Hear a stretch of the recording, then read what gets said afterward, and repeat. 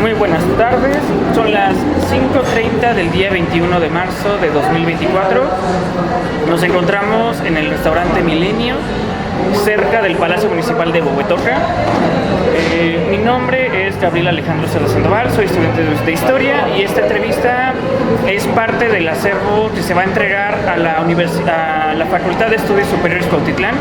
Estoy en compañía de la coordinadora del Archivo Histórico Municipal, Wendy Janet González Castro, y del historiador a quien se le va a realizar la entrevista, Leopoldo Basurto Hernández. Muy buenas tardes. Hola, mi amigo, ¿cómo estás? Muy bien, me alegra mucho.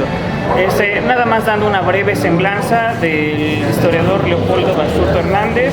Estudió licenciatura en el periodo 2024-2028, estudió la licenciatura de Historia en la Facultad de Estudios Superiores Acatlán.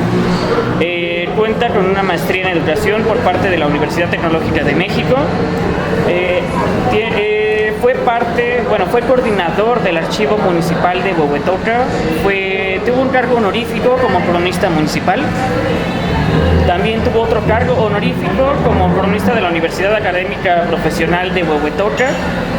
Fue secretario del área de docencia de la licenciatura en Trabajo Social en la Universidad Académica Profesional Huehuetoca, con cargo honorífico por ello, y cuenta con tres libros publicados.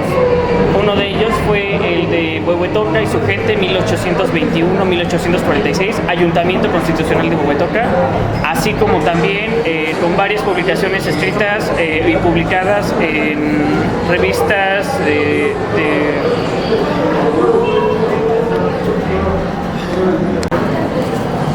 vamos a pasar al primer bloque de preguntas. La primera pregunta que tengo para usted es: ¿usted de qué localidad de Huehuetoca es originario? Yo soy de Santiago Tlaltepozco, aquí uno de los dos pueblos del municipio de Huehuetoca, y bueno, desde el 1990 resido en el barrio de Santa María.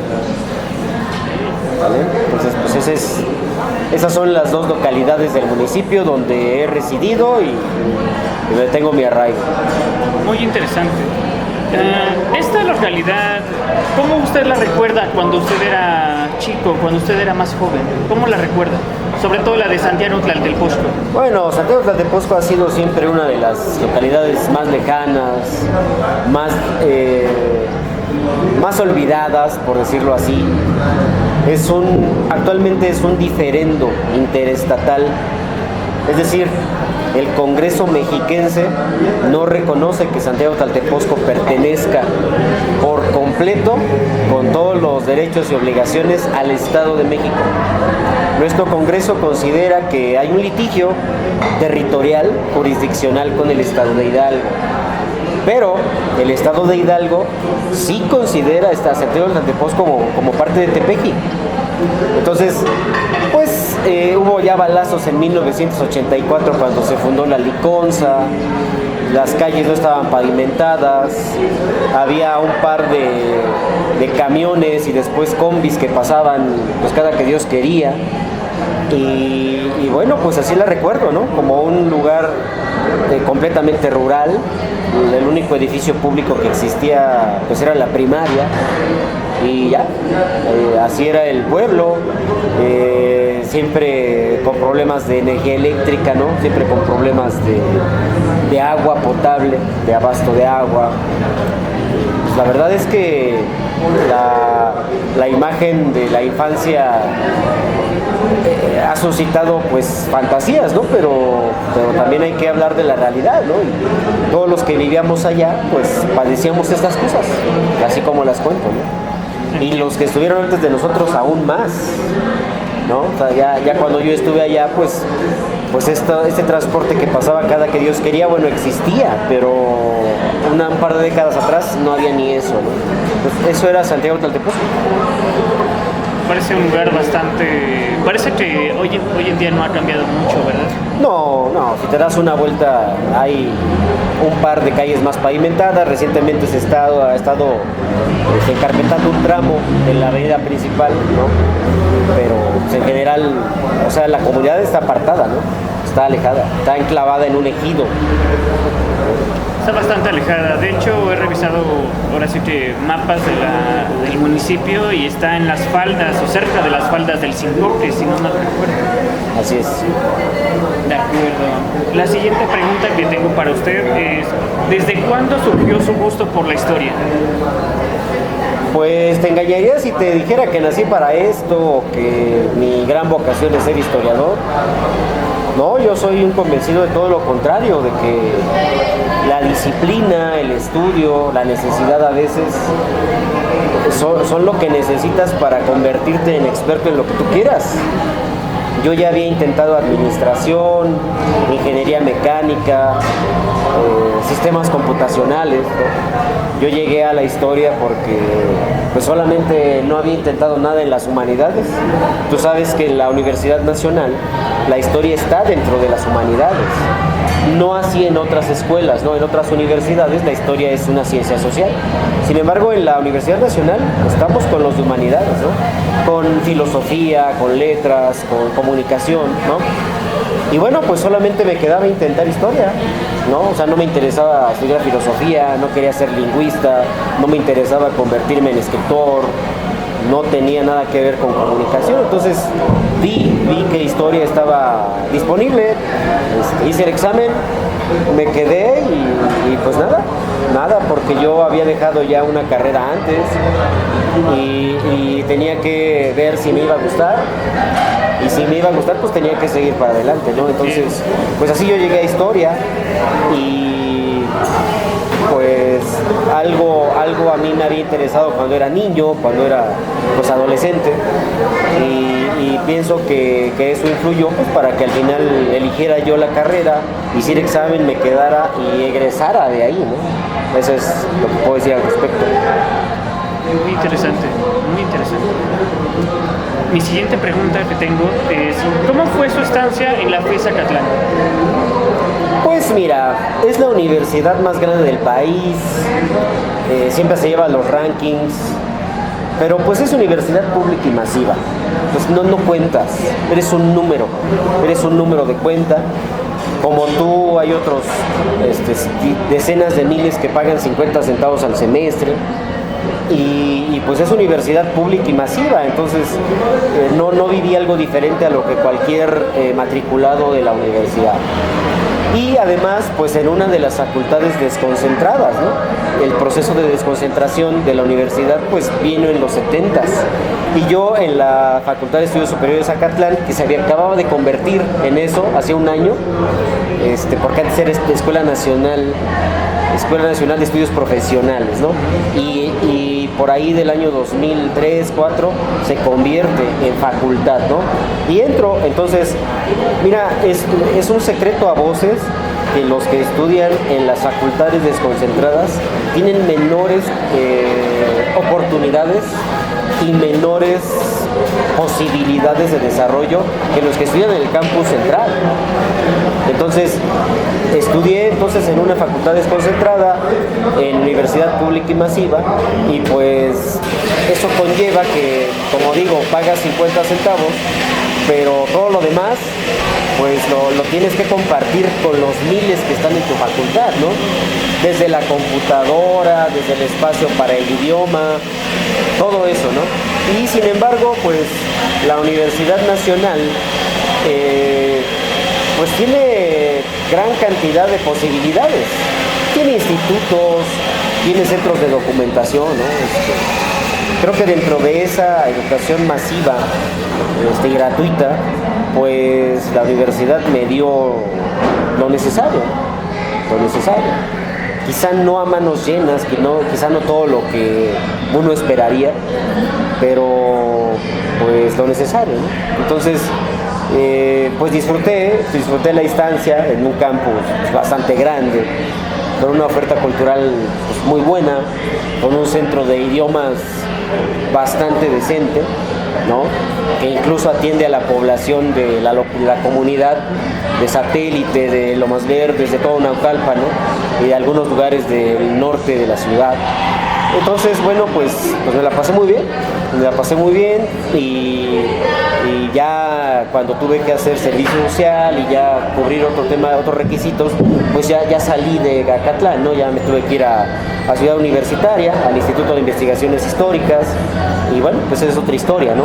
Acá en Acatlán, pues fueron las clases, fue todo el tema curricular, ya todo lo que fue de trámites, de experiencia, pues ya profesional, tuvo que ser fuera, en la misma universidad, pero ya en otros campos, ¿no? Entiendo.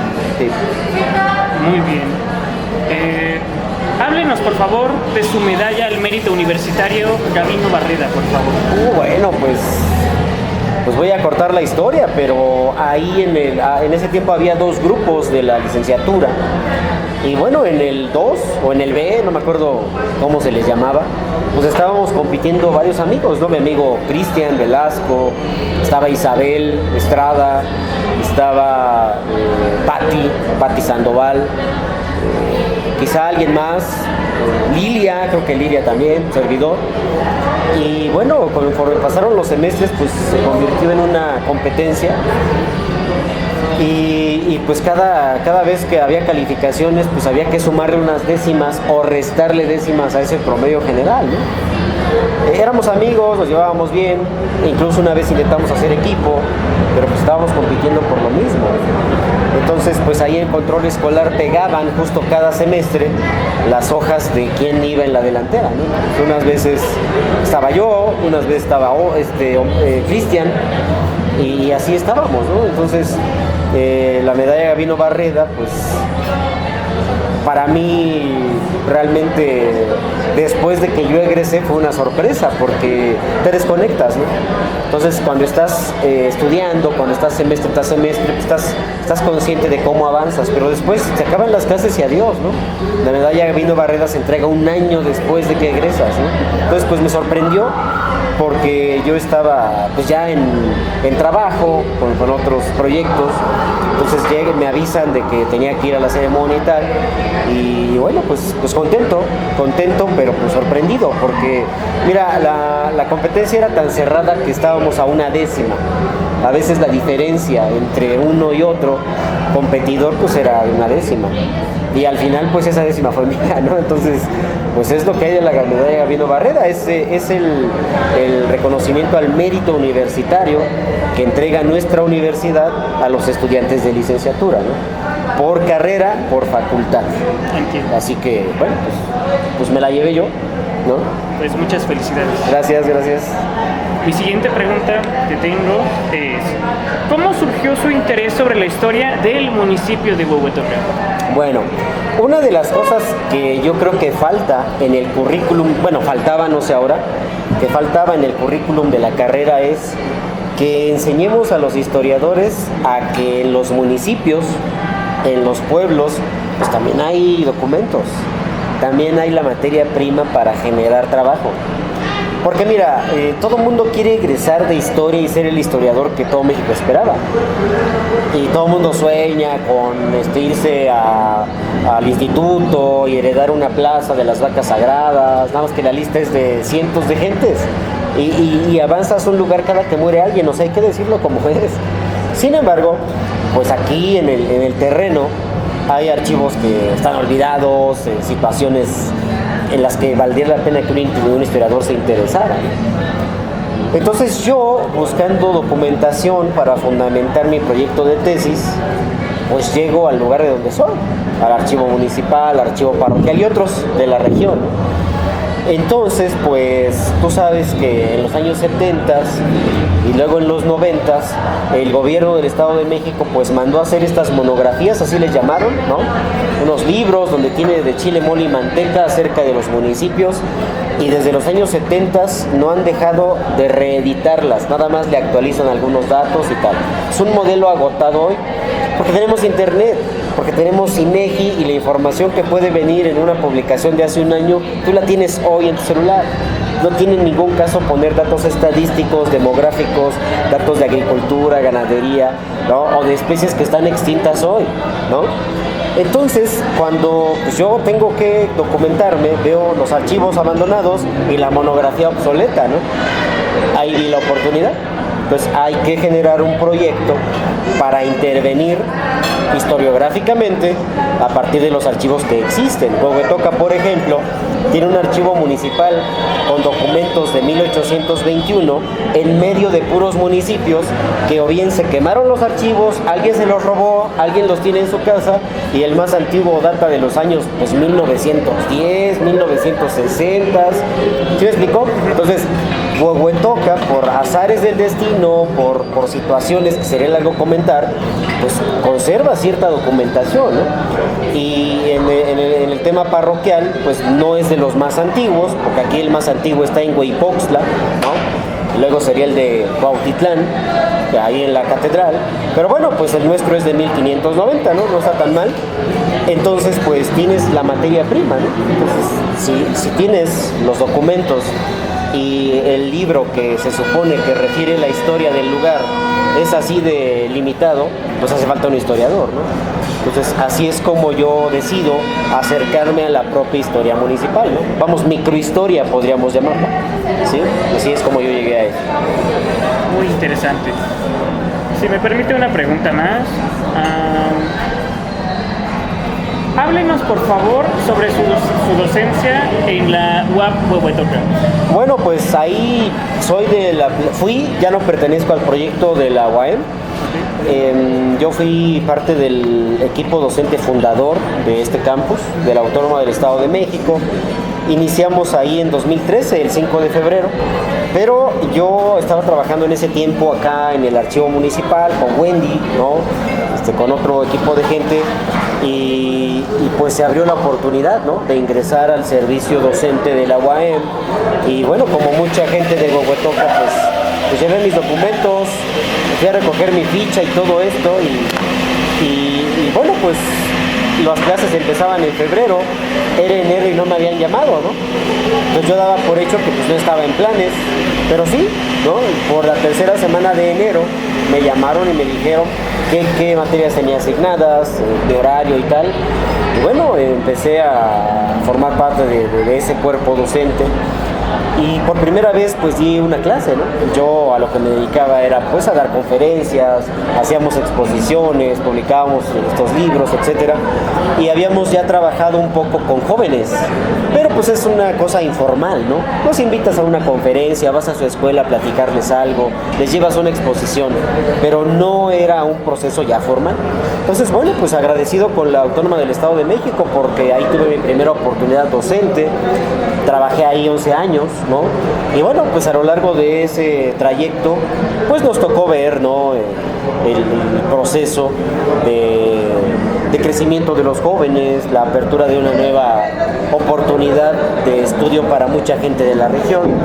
Y bueno, pues es lo que podría mencionar, los proyectos que ahí hice con mis colegas, con mis estudiantes. Bueno, pues ya están algunos en la red, otros por ahí en la semblanza curricular, y bueno, pues lo hicimos, ¿no?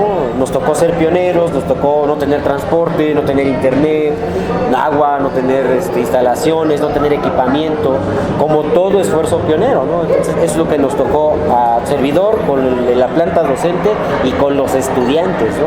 Las primeras generaciones, pues sí que las sufrimos, porque carecíamos hasta de salones, ¿no?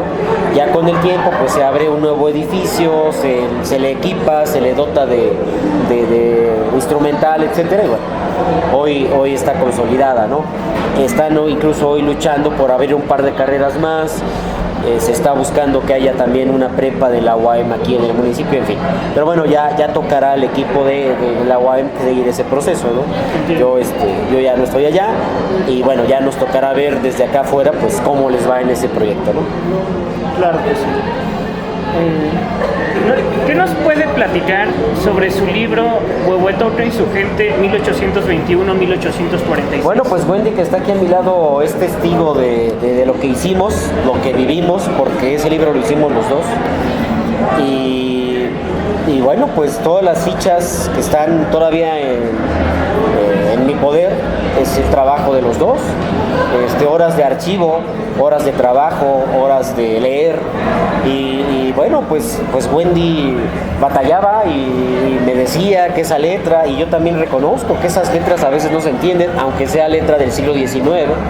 A veces uno pensaría que el verdadero reto está solo en la letra procesal del siglo XVII, y claro, tiene su dificultad, cómo no, pero pues no desdeñemos estas grafías de los siglos XIX, incluso XX, ¿no? Muy encadenadas, demasiado cursivas, muy acostadas, en fin, entonces batallábamos, ¿no? Es un libro que hicimos Wendy y yo, y te digo, hay mucho trabajo detrás de él, y lo que queríamos era justo romper con lo que los libros de historia tristemente hacen, que es poner una lista de presidentes, de personas ilustres, una lista de lo que pasó a nivel político, porque sí se necesita saber, pero lo que nosotros queríamos era investigar qué comía la gente, de qué se moría, de qué se enfermaba, dónde vivía, cómo se llamaban las localidades donde ellos vivían. ¿Sí me explico? ¿Cómo era ser un hombre de tu edad y tener que ser llevado forzosamente al ejército? ¿Y cómo podías zafarte de eso? Por ejemplo, casándote de un día para otro con tu novia o con la muchacha que te hiciera ese favor. ¿Sí me explico? Argumentar que eras el único hijo de dos padres ancianos, o que tenías alguna discapacidad, por ejemplo, que tu mano no funcionaba, que tu pierna estaba también inservible, ¿no? Todo eso está en los documentos. Sin embargo, normalmente no se le hace caso a esas historias, ¿no? Siempre buscamos la historia política, siempre buscamos ver al gran personaje, ver quién pasó por aquí, quién murió aquí, a quién fusilaron, etcétera, ¿no? Que está bien, sí se vale, pero de eso pues ya tenemos muchísimo. Lo que nosotros queríamos era otra cosa, y bueno, el libro fue un primer intento de mostrar estas otras historias, ¿no? Y tampoco queríamos un libro aburrido, impreso en blanco y negro, en papel bond.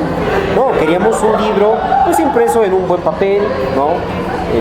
Con colores, que tuviera ilustraciones, que la gente pudiera ver de forma gráfica cómo se vería la gente, los documentos que nos estamos hablando, ¿no? Es lo que puedo decir acerca de ese libro. Muy interesante, muy impresionante, y pues ciertamente ahora sí que el trabajo de las microhistorias da mucho para hablar. Claro. ¿Qué nos puede decir sobre su experiencia como coordinador del Archivo Municipal de Bogotá? Bueno, mira, la coordinación del archivo no existía, porque era un área de castigo, porque era el lugar a donde se iban a echar pues el lunch, la torta, ¿no? El refresco, el lugar de descanso. Ponían a alguien que no sabía nada de esto. No había proyectos en el archivo, ¿no? Cuando nosotros llegamos, decían, no tienen que hacer ningún tipo de planeación estratégica, porque en el archivo nunca hay proyecto, no hay presupuesto. Lo único que tenemos que hacer pues es mantener aquí guardada la información y ya.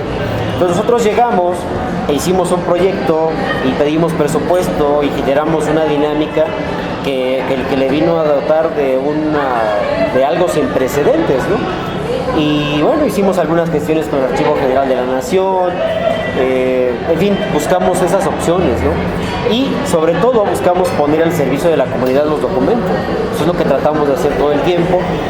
Y este patrimonio documental no está bien que solo lo conozcan 3 gatos. ¿Cuáles 3 gatos? Los estamos en el archivo, no. Se tiene que dar a conocer a la comunidad, porque entonces pierde su razón de ser, ¿no? Eso es lo que buscamos hacer en esos 3 años. Y como digo, estuvo Wendy conmigo, estuvo nuestro amigo Santiago y otras personas que también nos ayudaron, que nos pusieron ahí para apoyo y demás. Y bueno, fue un trabajo en equipo, ¿no? Así es. Y ya como última pregunta del primer segmento, como habitante de Huehuetoca, ¿qué es lo que más le gusta del municipio? Híjole, pues, ¿qué es lo que más me gusta? Pues Huehuetoca yo pienso que es desafiante. Es desafiante porque nunca se ha logrado la cobertura de servicios. Incluso antes de tener fraccionamientos no lo teníamos, ¿no? Es desafiante en ese sentido, porque nunca hemos logrado recuperar nuestra historia de más de 1000 años, ¿no? Hay un desafío en ese sentido, porque nunca hemos logrado integrarnos realmente como sociedad. Siempre hemos estado partidos, unos de un pueblo, unos de un barrio, unos de la cabecera. Hoy son los de fuera y los de dentro, en fin. no sé, me gustan los desafíos, ¿no? Pero mentiría si te dijeran, no, el edificio tal, no es cierto, ¿no? No, a mi municipio le duelen muchas cosas, hay muchísimas asignaturas pendientes y no podría mentir, ¿no? Pero me gusta el desafío y aquí, insisto, hay desafíos en las finanzas, hay desafíos en el tema de agua, hay desafíos en el tema ecológico, ¿no? Entonces es un lugar desafiante y eso me agrada, ¿no? Cuando has visto que década tras década todo el mundo intenta hacerlo y no lo logra y todo el mundo dice eso no se puede hacer, nosotros demostramos que sí se podía en un área tan chiquita como un archivo municipal, ¿no? Entonces Huehuetoca es desafiante y eso me gusta. El siguiente segmento de preguntas que abarca tópicos históricos del municipio. Bien, muy bien. Antes de iniciar me gustaría solamente especificar que esto no es un examen, ahora sí que si usted se quiere explayar, adelante. Soy bueno en los exámenes. Venga. Ahora sí que si usted quiere dar una respuesta escueta o larga, siéntase libre de hacerlo. Va, ya está. Muy bien. La primera, desde su opinión, ¿cuál es el evento histórico más importante para el municipio de Huehuetoca? Bueno, sí voy a mencionar un evento, pero ese evento es parte de un proceso, ¿no? Entonces la historia episódica no me encanta, a mí me gusta la historia por procesos, ¿no? Ahora, hoy hablamos de municipio, pero el municipio pues es una creación de la Constitución de 1917. Eso es todo un tema. ¿Cómo abordamos la historia de un lugar donde el municipio no existió sino hasta 1917? ¿Cómo abordamos la historia de un lugar donde el ayuntamiento se funda en 1814, el primero, pero no dura? Y es hasta 1820 cuando se vuelve a fundar y hasta 1826 cuando ya lo hace bajo una legislación. En fin, este es un tema, pero ya que mencionaste la palabra municipio, pues vamos a entender como una entidad, ¿no? Constituida legalmente, jurídicamente, Yo creo que para hablar del municipio, del ayuntamiento, es decir, de una corporación municipal, sin lugar a dudas, el documento que localicé en el archivo parroquial de Huehuetoca de 1814, pues es la única pista que tenemos, no tenemos más. La gente a veces quisiera encontrar un decreto, no, la historia no funciona por decreto, la historia funciona por procesos y los documentos son justamente pistas, ¿no? Rastros de lo que sucedió. Entonces el hecho de que en 1814 se haya fundado un ayuntamiento contra viento y marea, ojo con esto, contra viento y marea es significativo. Ahora, ¿cuál es ese viento y cuál es esa marea contra la cual se fundó un ayuntamiento? La Iglesia Católica y el poder militar, ¿no?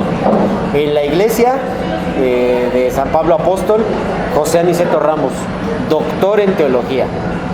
Y en el poder militar, el encargado, el administrador de la hacienda del Salto, ¿no? José Antonio de Ars.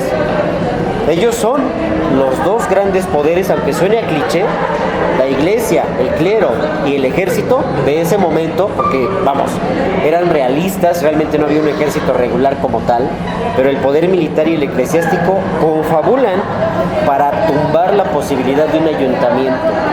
No va a ser la única vez, también en 1820 lo harán, los mismos personajes. Hay un poder detrás porque la iglesia pues recuperaba obvenciones parroquiales y el comandante Arce, lo mismo. Había un impuesto llamado contribución directa que los vecinos de todo el distrito, de toda la región, desde Zumpango y todos estos pueblos, pagaban para sostener a la compañía de realistas que estaba acuartelada en Huehuetoca. Ya había dos compitiendo por los mismos recursos y si el tercero iba a ser el ayuntamiento, la cobija ya no alcanzaba para los tres. ¿Sí te das cuenta? ¿Por qué? Entonces, estos dos poderes fácticos tratan de tirar ese primer ayuntamiento, pero contra viento y marea lo logran establecer. No duró, porque la restauración monárquica en España, pues al siguiente año ya iba a ser, es más, ese año era una realidad en España, en lo que llegaron las noticias, duró meses, duró unos cuantos meses ese primer experimento, Pero fíjate cómo es la información, gracias, cómo son los documentos, a pesar de que duró unos meses, a pesar de que corrió sangre, a pesar de que hubo una oposición feroz, un documento se salvó. Y lo pueden ver porque lo hemos publicado ya, ¿no? Está lleno de lo que tú te imagines, sangre o ese excremento de rata, perdón, estamos en un restaurante, pero hay que decirlo como es, está manchado, sobrevivió. Entonces, nosotros no podemos ser omisos ante ese hecho, ¿no? Nada más es una pista. Hay 3 nombres, como lo hemos publicado, hay 3 nombres. No sabemos si eran los 3 regidores, si uno de ellos era el que presidía, o sea, el alcalde. No lo sabemos. No sabemos si ahí está el secretario del ayuntamiento. Tenemos 3 nombres. Y por eso en la publicación que se hizo, yo mencioné que eran ediles. Nunca mencioné si eran regidores, si era el alcalde, el secretario. Bueno, el secretario no sería edil, ¿verdad? Pero son los 3 nombres que tenemos. Ellos, esos 3 sujetos, formaron parte después de toda la historia política de Huehuetoca, por lo menos en las siguientes 3 décadas. El único que se pierde en la historia es Ignacio Lobis, el que aparece primero firmando ese documento. Entonces, no es un evento, es un hecho aislado, pero nos revela todo un proceso, ¿no? De gran calado que podemos ver replicado aquí en Huehuetoca con nombre y apellido, ¿no? Lo que podía decir al respecto. Wow, pues bastante impresionante, ¿eh? Mi siguiente pregunta es: ¿qué opina usted sobre la importancia histórica del desagüe que conectaba a Huehuetoca con la Ciudad de México? Híjole, mira. Yo creo que el desagüe está sobrevalorado. Se ha construido una mitología en torno a esto. Y esta mitología viene del desconocimiento de la historia. Cuando nosotros cuando investigamos el desagüe hay una sola fuente, la relación universal, legítima y verdadera, del sitio donde está fundada la Ciudad de México, hecha por los notarios Cepeda y Carrillo en 1637, a pedimento del virrey de entonces. Todos los documentos de 1607 y de 1608, 9, 10 y 11 están perdidos. Tenemos 2 o 3 órdenes de pago, libranzas, una la firmó Enrico Martínez, el pagador, pero pues son documentos realmente menores. Los documentos están perdidos y la única fuente que logró compilar una parte de ellos, con muchos sesgos, porque ojo, este era un informe para el virrey y por lo tanto para el rey, pues es ese libro que también estuvo perdido siglos, después unos bibliófilos lo retoman, sacan una edición facsimilar, hoy está publicada ya para el público en general, pero por mucho tiempo, por un par de siglos quizá más, esto era nada más algo que vieron los ojos de los más eruditos, de los más ricos del país, que podían darse el lujo de conseguir esa edición, que estaba súper escasa, ¿no? Entonces, debido a ese ocultamiento de información, a que la información no estaba disponible, se crearon muchos mitos, y uno de ellos es el desagüe. El desagüe es una vergüenza para Huehuetoca y para la Nueva España y para toda esta región, porque es el monumento al ecocidio, porque es el monumento a la desecación. Hoy no tenemos agua, pero eso no es un problema de Claudia Sheinbaum, no es un problema de Taboada, de Clara Brugada, de los gobiernos del PAN, no, es un problema que viene de hace mucho de nuestros tatarabuelos españoles, que con una mentalidad contraria a nuestros tatarabuelos indios desecaron los lagos.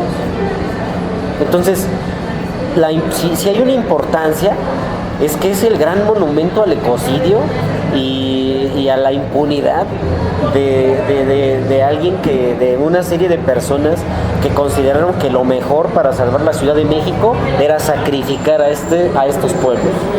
Es un moridero de indios. Eso es el desagüe. Entonces, hay naturalmente pues, algunos puntos interesantes, por ejemplo, desde el punto de vista de la ingeniería. ¿no? Hay toda una controversia y hay investigadores, sobre todo de la Universidad Nacional, de la Autónoma Metropolitana, que han dedicado bastante tiempo y su conocimiento a estudiar esto, ¿no? Y bueno, hay algunos adelantos científicos por ahí, participaron gente de la más notable en arquitectura, en obras públicas, en ingeniería, incluso del extranjero. Y bueno, pues claro, al ser una obra monumental, pues desde luego que se requerían los conocimientos de la época, ¿no? Pero pues yo creo que en la balanza pesa mucho más el ecocidio, el hecho de que esto lo hicieron indígenas, ¿no? Y muchos animales de tiro, bueyes, mulas, caballos, y que nunca se acabó, nunca se le invirtió suficiente recurso, ni tiempo, ni trabajo, porque de haber concentrado toda la mano de obra en este desagüe, pues ¿quién iba a sembrar? ¿Quién iba a dedicarse a todo lo demás, ¿no? La mano de obra esclava nunca fue tan abundante en México, en Nueva España. No, la mano de obra siempre fue India. Entonces los indígenas tenían miedo de venir acá. Se escapaban, huían, desertaban. Sabían que se iban a morir. No hay más. Entonces eso es el desagüe. Wow, ahora sí que es una realidad bastante cruda. Bastante. Muy Por eso a la interesante. gente a veces no le gusta saber su historia. Porque cuando la ves como realmente es, te vas de espaldas, ¿no? De hecho. Te vas de espaldas.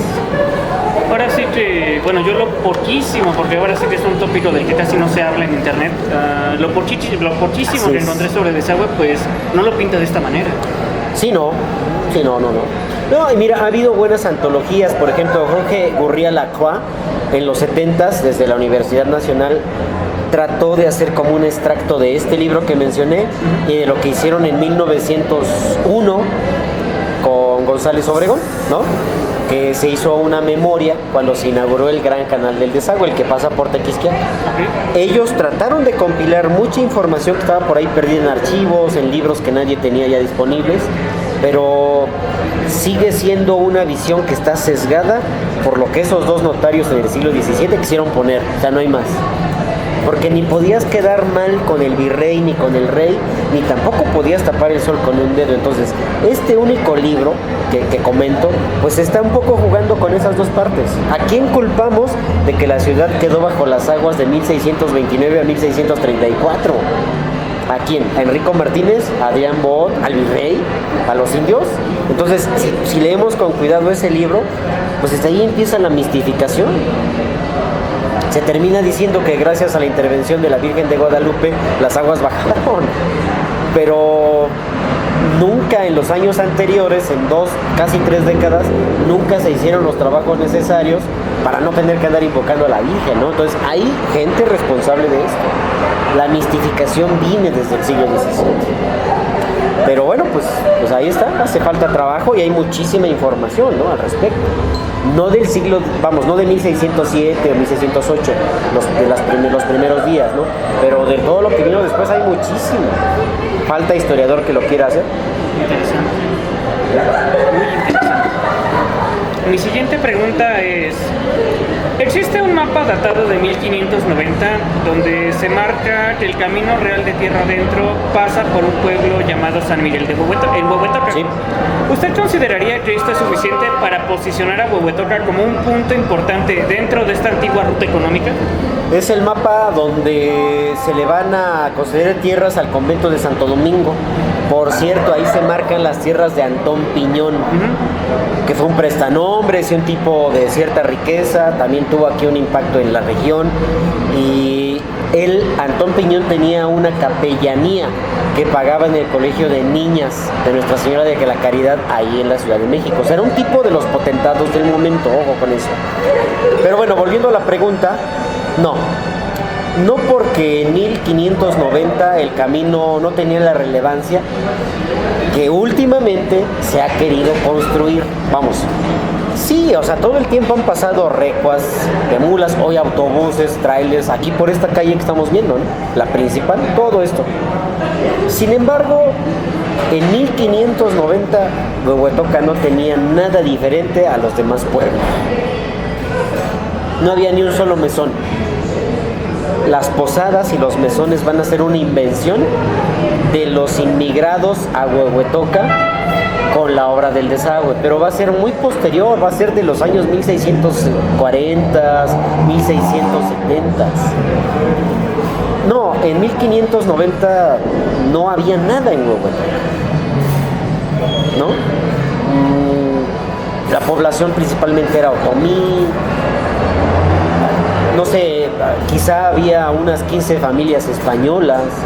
La propia hacienda de Jalpa, que fue la gran despojadora de indios, ni siquiera estaba formada como tal entonces. Empezaba ya a aglutinarse con una tierra, con otra, con una merced, con otra. No había nada en Huehuetoca que ofrecer. Y la mención del camino justo que va a Zacatecas sí está en el mapa, ¿no? Pero pues es solamente una señalización geográfica. No creo que sea relevante, no en esa época. De acuerdo. La siguiente pregunta que tengo. Bajo la premisa de que los cerros durante Mesoamérica eran considerados sagrados, ¿usted consideraría que el Cerro Sincoque y otros pertenecientes al municipio aún son considerados sagrados o importantes para las comunidades indígenas de Huehuetoca? No, porque ya no hay comunidades indígenas en Huehuetoca. 1, 2, no, porque el cerro no le pertenece al municipio. El cerro tiene 3 dueños. Aquí te podría decir los apellidos, pero los voy a omitir. ¿Sale? Entonces pasa lo mismo con la famosa Casa de los Virreyes, tiene 4 dueños y casi son los mismos de los del Cerro Sincoque. Entonces eso ya no es parte de la comunidad de Huehuetoca, son propiedades privadas. Por eso vemos al Sincoque todo herido, con minas a cielo abierto, con parque industrial, con fraccionamientos del otro lado, porque es propiedad privada. Entonces fíjate cómo en la punta del Cerro Sincoque estaba el centro del pueblo de Huehuetoca. Así es, y hoy ni siquiera eso es de Huehuetoca. Está en manos de particulares. Entonces no, dejó de tener, ni siquiera ya es de propiedad. Se solía usar como logotipo, como algo que identifica, pues no es de la comunidad. Con la mano en la cintura los dueños podrían demandar a quien use su propiedad como un símbolo para un gobierno, para una publicidad, porque es propiedad privada. Es como si le tomaran una foto a tu casa y lo pusieran de logotipo en un ayuntamiento. ¿Los demandarías sí o sí? Lo mismo. Entonces la respuesta es un rotundo no. Interesante, muy interesante y una realidad bastante triste. Así es la historia. Bastante.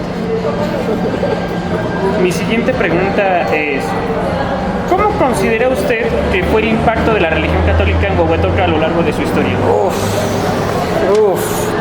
Voy a mencionar solamente 3 momentos.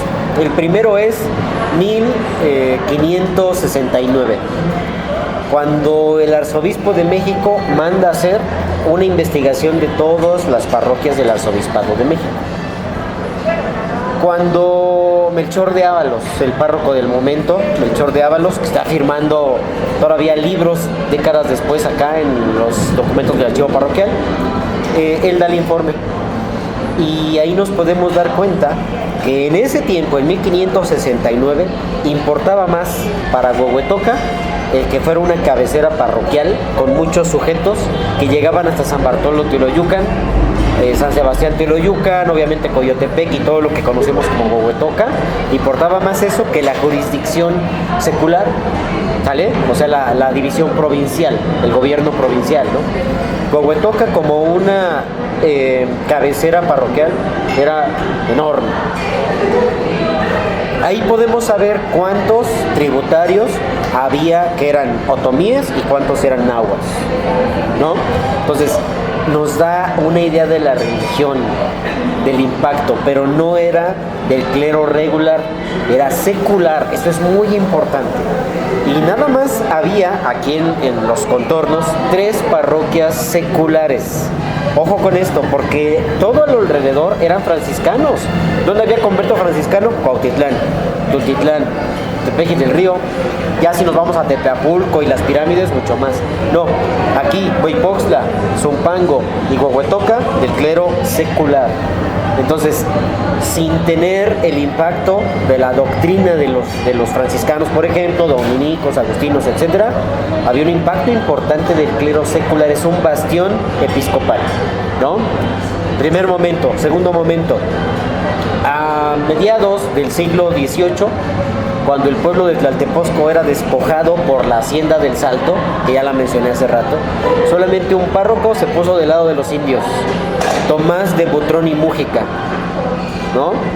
Y el párroco, excediendo sus atribuciones, pues tú fíjate cuántos kilómetros son de la parroquia a Nochistongo y hasta la antigua iglesia de Tlaltepozco caminando. Estamos hablando de 7,5 kilómetros. Bueno, el párroco los caminó, era un anciano ya, y le prendió fuego a la cerca que el hacendado había puesto justamente a 20 pasos de la iglesia de los indios. Lo acusaron, tuvo que ir a comparecer ante el provisorato del arzobispado, porque eso no lo debió hacer, ¿sí me explicó? Y él se puso del lado de ellos, arriesgando todo. Entonces nos da una lección de esa iglesia que a mí me gusta ver. No la iglesia pederasta, no la iglesia que lucra con la necesidad de los pobres, no. Un párroco que puede arriesgar el pellejo por sus feligreses, ¿no? Y tercer momento, que ya lo mencioné, entonces no voy a abundar mucho, cuando el párroco de Huehuetoca, el doctor José Aniceto Ramos, se opone a que haya ayuntamiento. Entonces, la iglesia a lo largo de la historia no es de una sola pieza. Hemos tenido ejemplos de los más corruptos, de los más recalcitrantes, de los más retrógrados, pero también de los más humildes, de los más comprometidos con las causas de los pobres, de los indefensos, ¿no? Eso y más es la iglesia en Huehuetoca durante esta historia, ¿no? Wow. Por un lado, ciertamente es algo muy precioso, ¿no? Muy, por así llamarlo, ¿no? Hay mucho que decir al respecto. Bueno, por lo menos en este aspecto que me llamó muchísimo la atención del párroco que hizo ¿Sí? esto de ir a quemar la cerca. Así es. Wow. Si me permite una pregunta más también, dice, bueno, igual y ahorita me la acaba de responder con lo que me acaba de decir, pero ahora sí que las preguntas de fórmula trataba como de que no fueran como, que se respondieran solas con preguntas anteriores, así que si la considera redundante la podemos brincar. ¿Usted considera probable que la parroquia de San Pablo Apóstol haya sido una cabecera de doctrina importante en la época novohispana? Sí, pero solamente en la segunda mitad del siglo XVI. Okay. Ya para 1590, Pedro Moya de Contreras, que es el que puso en orden a los archivos parroquiales, porque eran un desastre, ¿eh? Cada quien lo registraba como quería, ¿no? Entonces viene Moya de Contreras y pone en orden muchas cosas. Entonces, más o menos de la mayor parte de la segunda mitad del siglo XVI, sí lo fue. Después ya se va a crear, por ejemplo, como cabecera Teoloyucan. Y se hizo por una simple razón. El párroco de Huehuetoca, con lo que le pagaban al año, que se llama beneficio, y de ahí el nombre de título de beneficiado, ¿no? Pues no le alcanzaba. Y él lo dice, puedo ir a visitarlos cada 15 días.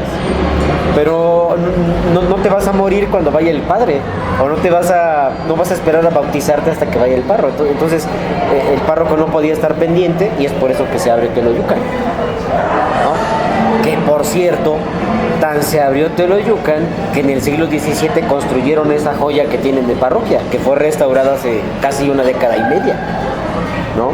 No como la de nosotros, que le han metido mano quien ha querido. Por cierto, se cayó toda, de la mitad para arriba se cayó toda a mediados del siglo XIX, cuando estábamos en guerra con los estadounidenses, ¿no? No tenía techo, no tenía bóveda, no tenía cúpula, ¿no? También eso afectó, pero ellos, ¿dónde está su iglesia?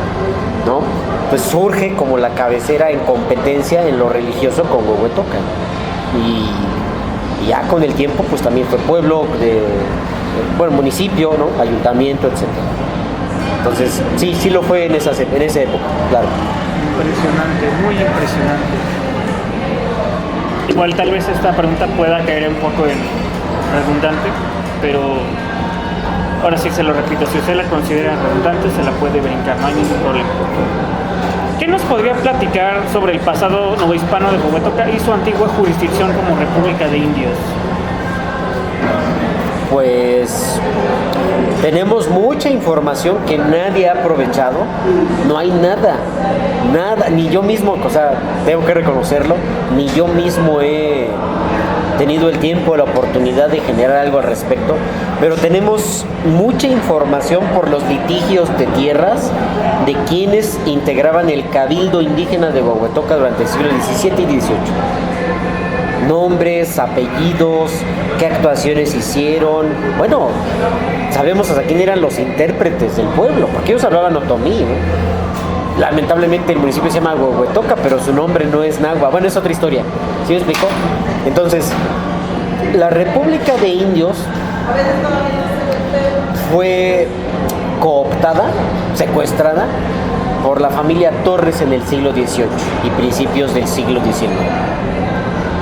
Ya era casi un título ceremonial, casi un título honorífico, ya no pintaban nada, pero todavía cuando se hicieron las mediciones de la hacienda de Santa Teresa, de Montero, de Apasco, luchando contra el colegio jesuita de Pozotlán, contra la hacienda de Jalpa y el crucero, todavía vemos en el siglo XVII, allá por los años 1680 y tantos, a aguerridos alcaldes, alguaciles, de diputados de la corporación indígena, pues litigando para evitar el despojo de sus tierras, ¿no? La corporación le van a dar el tiro de gracia, como tú sabes, pues justo con la creación de ayuntamientos, con la Constitución de Cádiz, porque lo que pertenecía solo a indígenas, pues se abrió para que entrara quien quisiera, mulatos, negros, españoles obviamente, mestizos, y eso fue uno de los últimos clavos al ataúd de la corporación municipal. Pero hay muchísimo también que decir. No se ha hecho la historia de la República de Indios, bueno, creo que en ningún pueblo, mucho menos de Huehuetoca. Entiendo.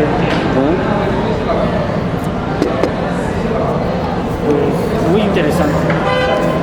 Esta pregunta, la siguiente que sigue, la siguiente pregunta la saqué ahora sí que investigando un poco sobre lo que usted ha trabajado, y eso fue lo que me llamó la atención. La pregunta dice, ¿qué nos podría decir sobre la desaparición del pueblo de Santa María Nochistongo? Bueno. Mira, pues primero decir que la información es escasa y está en una letra procesal del siglo XVI, de los años 60, de los años 80 y también de los años 90 del siglo XVI. Entonces, o se ha leído mal, y ahí tache para los paleógrafos del Archivo General de la Nación. Digo, nadie es perfecto, o sea, se te va. Hasta el mejor cazador se le va la liebre, ¿no? Y se ha interpretado que un mapa de Santa María Nochistongo es de Oaxaca, cuando es de aquí. Cuando tú checas y los nombres pues son de jurisdicción de Tepeji del Río, ¿no? La desaparición de este pueblo se debe, indirectamente sabemos que se debe a epidemias que diezmaron la población. Nochistongo todavía en 1604 era administrado por el convento franciscano de Tepeji. Fue entonces cuando se dio la orden de que los franciscanos también dijeran misa para los indígenas de Tlaltepozco. De ahí viene la confusión actual, que nadie sabe a quién pertenece Tlaltepozco, a Tepeji o a Huehuetoca. Bueno, viene del siglo XVII. ¿Ves cómo el siglo XVII define el México actual? En fin, desaparece sin que sepamos exactamente cuándo, pero ya en 1607 el pueblo estaba deshabitado, porque ya solo se habla de la loma de Nochistongo o del paraje de Nochistongo, ya no se habla del pueblo de Nochistongo. ¿Sí me explicó? Entonces ya los documentos del desagüe no hablan de él, pero 3 años antes existía.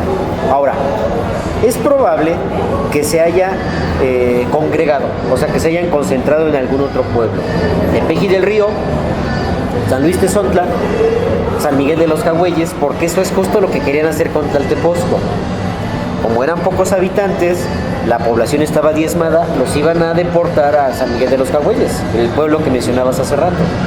Bueno, los indígenas se rebelaron contra esta decisión y lograron que el virrey decretara que se quedaban en su sitio. Yo pienso que a Santa María Nochistongo le pasó algo parecido, pero no tenemos los documentos que lo demuestran, ¿no?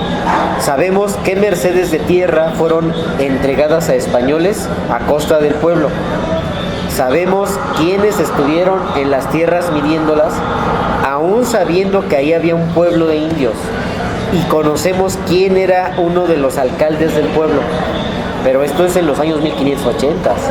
Después desaparece. Pienso que al ser tan poca la población, no alcanzaron ya ni siquiera a constituirse como república. Y bueno, esto permitió que las tierras quedaran baldías y que fueran mercedadas españolas. Pero es especulación, no lo puedo demostrar con documentos. Sin embargo, es como la tendencia de la época. Entonces, entre 1604 y 1607 desaparece. Ese es el intervalo. ¿Cómo? ¿Quiénes? ¿Por qué? No lo sé. Pero es seguro que entre 1604 y 7 desaparece Nochistongo. Solo queda el nombre, ¿no? Llevado a niveles míticos por el desagüe, ¿no? Vamos, Nochistongo es más famoso que Huehuetoca, así de fácil, ¿no? Como hemos señalado en algunos videos, ¿no? Sí, adelante. Muy impresionante. Una pregunta más. En unas actas fechadas de finales del año 1865 y cuyo repositorio actual es el Archivo General de la Nación, se menciona que se tenía programada una visita de Maximiliano de Habsburgo al municipio por motivo de visitar el desagüe. Sin embargo, esta visita se canceló. Sí. ¿Considera usted que de haberse llevado a cabo esta visita, este evento habría tenido algún tipo de relevancia o consecuencia para la memoria política del municipio? Sí, ¿cómo no? Mira, por Huehuetoca pasaron todos, al mismo Maximiliano, ¿no? Todos, ¿por qué? Porque como ya dijimos, bueno, en una época posterior, pues fue parte de la única ruta hacia el norte, ¿no? La más importante. De haber venido Maximiliano, sí, por supuesto que habría tenido una relevancia, pero no habría pasado a la historia más que como un evento aislado. El buen Maximiliano tenía muchas intenciones pues interesantes, pero no tuvo tiempo de cristalizar ninguna, ¿no? Sí decir que Maximiliano creó el Estado del Valle de México. Ningún mexicano se ha atrevido, antes de él o después, a darnos un estado a nosotros. Y me refiero a los que vivimos de este lado. No a Toluca, ojo, no al Valle de Toluca, no a Texcoco, no, nosotros, el del Valle de México. No duró, entonces me habría gustado saber qué podría pasar si él hubiera venido a revisar lo que había, ¿no? Pero mira, o sea, sinceramente, repito, no habría quedado como algo que platicar, porque no había dinero. Entonces, en 1860 y tantos, como en 1660 y tantos, lo que faltaba siempre fue dinero para terminar esta obra, para llevar las últimas consecuencias. Es lo que podría decir al respecto. Impresionante, interesante. Ya como última pregunta del segmento, ¿considera usted que el ferrocarril y el desagüe convirtieron a Huehuetoca en un punto estratégico durante las épocas de beligerancia en el país? Bueno, el desagüe indirectamente, y lo van a convertir a partir de 1811, cuando los insurgentes, porque ojo, Huehuetoca no fue un pueblo insurgente, fue un pueblo realista, fiel al rey, obligado pero fiel al rey. Entonces, cuando los insurgentes del lado de Chapa de Mota, Villa del Carbón, Calpulalpan, Zitácuaro, se van a aproximar por este lado. ¿Por qué por este lado? Pues porque el paso por la sierra de Monte Alto y Las Cruces, pues ya Hidalgo había sido repelido ahí, justo en 1811. Hidalgo y Allende huyen, terminarán sus días en Coahuila, ¿no? Actual Coahuila. Había mucha vigilancia del lado de Naucalpan, de Gilotzingo, ¿no? Del lado de Huixquilucan, impensable. En Tlalnepantla estaba apostada una fuerte compañía de realistas. Al mando, Anastasio Bustamante. Solo quedaba Huehuetoca. Y resulta que aquí en Huehuetoca había una casa real, la de los virreyes, que realmente es una casa del desagüe, pues se usó como cuartel. Hoy sí vemos la manzana donde está la forrajera, donde están los vestidos, donde está el pasaje bicentenario. Esa manzana también estaba acuartelada. Ahí sirvió para resguardo de tropas, antes servía para resguardo de herramientas. donde actualmente está la primaria, Gustavo Vaz Prada, se improvisó ahí el hospital de indios en 1607 y los mapas revelan que había ahí ciertas construcciones, hoy en manos pues privadas también y en propiedad pública por la primaria, ¿no? Ahí también. Entonces había 3 construcciones, corrales, caballerizas, habitaciones, donde bien podías resguardar a la tropa. ¿Sí me explicó? Entonces, indirectamente el desagüe constituyó en un punto estratégico Huehuetoca, porque el comandante militar de Cuautitlán pues no tenía que esperar a los insurgentes hasta Cuauti, sino que los esperaba en Huehuetoca, ¿no? Entonces, teniendo una ventaja estratégica, los podías repeler de mejor manera. Y como Huehuetoca no está lejos de Zumpango, pues podías establecer cierto perímetro, ¿no? Eso es en cuanto al desagüe. La respuesta es sí, y ahí están las razones. El ferrocarril no, porque, vamos, el Tratado de Teoloyucan no se firmó en Huehuetoca. Se firmó entre Teoloyucan y Cuautitlán. Se le dio el nombre de Teoloyucan porque los revolucionarios no conocían la zona. Tú llegas y ¿cuál fue la primera señal que viste? Teoloyucan. Ah, pues es el de Teoloyucan, es más, se firmó en la salpicadera de un coche. Los de Cuauti, hoy todavía hay historiadores que reclaman que debe ser el Tratado de Cuautitlán, porque el paraje donde se firmó no pertenece a Teoloyucan. Pero, como digo, los revolucionarios no sabían de dónde terminaba uno y otro. Pues la última placa que vimos decía Teoloyucan, ponle que es de Teoloyucan, ¿no? ¿Sí me explicó? ¿Por qué hasta allá? Porque el máximo avance que logran tener el ejército constitucionalista pues tiene que ser lo más cercano de la capital. No te sirve de nada firmar a 47 kilómetros, que es donde nosotros estamos. Tienes que avanzarle un poco más, avánzale 10 más. ¿Sí me explicó? Entonces, en Huehuetoca, pues sí había una ramificación del ferrocarril, ¿no? Del ferrocarril nacional que llegaba a la hacienda del Salto, pero no era una parada de importancia, ¿no? Los zapatistas en 1915, establecieron su hospital aquí porque llegaban por tren y se encontraban luchando contra los constitucionalistas en Jaso Hidalgo, allá por Cruz Azul. Y el hospital estaba acá porque Huehuetoca era su retaguardia. Los zapatistas vienen del sur y estaban ya muy al norte, ya incursionando pues en el actual estado de Hidalgo. ¿Sí me explico? Entonces Huehuetoca era su retaguardia, es normal que el hospital estuviera aquí. El general que comandaba entonces estas fuerzas zapatistas era Juan N. Banderas, ¿no? Un sinaloense me parece. Y estuvieron unos cuantos días y ya, se fueron. En cambio, como los constitucionalistas venían del norte, la avanzada tenía que llegar, por supuesto, que más allá de Huehuetoca. Entonces, desde el punto de vista del ferrocarril, no fue estratégico, ¿no? Fue coyuntural, fue pues por las necesidades de la lucha. La prueba, insisto, es el tratado se firma casi llegando a Cuautitlán, no en Huehuetoca. Impresionante. Muy interesante. Y bueno, ya como último segmento, estas ya son más preguntas de índole general que pueden mezclarse entre opiniones personales y datos duros. Sí. Pues comencemos. ¿Usted consideraría probable la existencia de sitios arqueológicos aún desconocidos en Huehuetoca, ya sean estos de origen prehispánico, virreinal o decimonónico? No es solo probable, es real, es un hecho. Parsons y su equipo de arqueólogos, antropólogos en los años 70 ya establecieron todos los sitios, algunos de ellos dentro de Huehuetoca, todos los sitios de la región Zumpango. Los arqueólogos, bueno, tienen sus divisiones pues muy raras, muy extrañas, muy ajenas a la nomenclatura y a la división territorial que tenemos. Entonces Huehuetoca, como Parsons y sus secuaces lo dividieron, pues cae dentro de Zumpango, ¿no? Es notable cómo el sitio más importante a nivel de planicie, a nivel del valle, es el famoso sitio El Mogote, que es un paraje en el que todavía se celebra misa a San Isidro por parte de los campesinos, ¿no? Es un promontorio, eso es un mogote, ¿no? Un promontorio, un terremote, a veces llamado terremoto, ¿sale? y ha sido saqueado, excavado profusamente durante siglos en busca de tesoros. Y hay un par de leyendas acerca de ello. Parsons lo identifica dentro del periodo clásico y es un centro regional.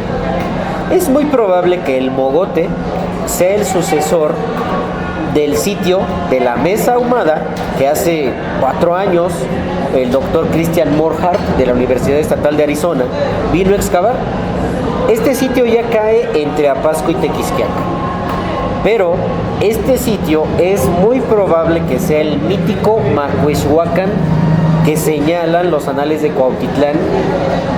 Y si de ser esto así, pues estaríamos ante el primer Huehuetoca, porque resulta que los chichimecas cuautitlancalcas iban fundando sus pueblos, sus fortificaciones a lo largo de siglos en una ruta que está muy clara por los anales de Cuautitlán.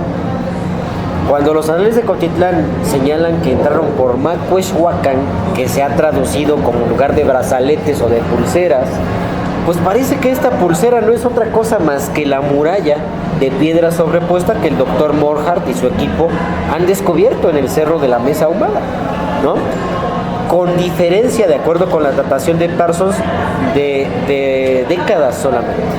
Entonces, sí, en territorio de Huehuetoca y fuera de él, existen sitios arqueológicos que han sido saqueados, nunca han sido excavados de forma controlada, excepto el que acabo de mencionar, y están dispersos en las faldas del Cerro Grande, del Cincoque mismo, de acá del Cerro de Ahumada, y algunos más cerca de donde actualmente está el centro de población, ¿no? Y ellos pues han encontrado cerámica, a veces han encontrado ofrendas, han encontrado lítica, digamos metates, molcajetes, etcétera. Han encontrado un petroglifo enorme ahí en la falda del Cerro Grande, ¿no? En los 70s. La pregunta sería hoy, ¿dónde está el petroglifo, no? O ya está en el cimiento de alguna construcción o pulverizado. Eso es nuestro México, ¿no? Pero de que hay yacimiento arqueológico, pues, no nos lo acabamos, ¿no? Y para hablar de temas de construcción que no es prehispánica, sino colonial, bueno, pues Huehuetoca, el centro de Huehuetoca es un monumento a la depredación, porque los vecinos que habitan casas antiguas bueno, estamos en un restaurante que demolió una construcción antigua.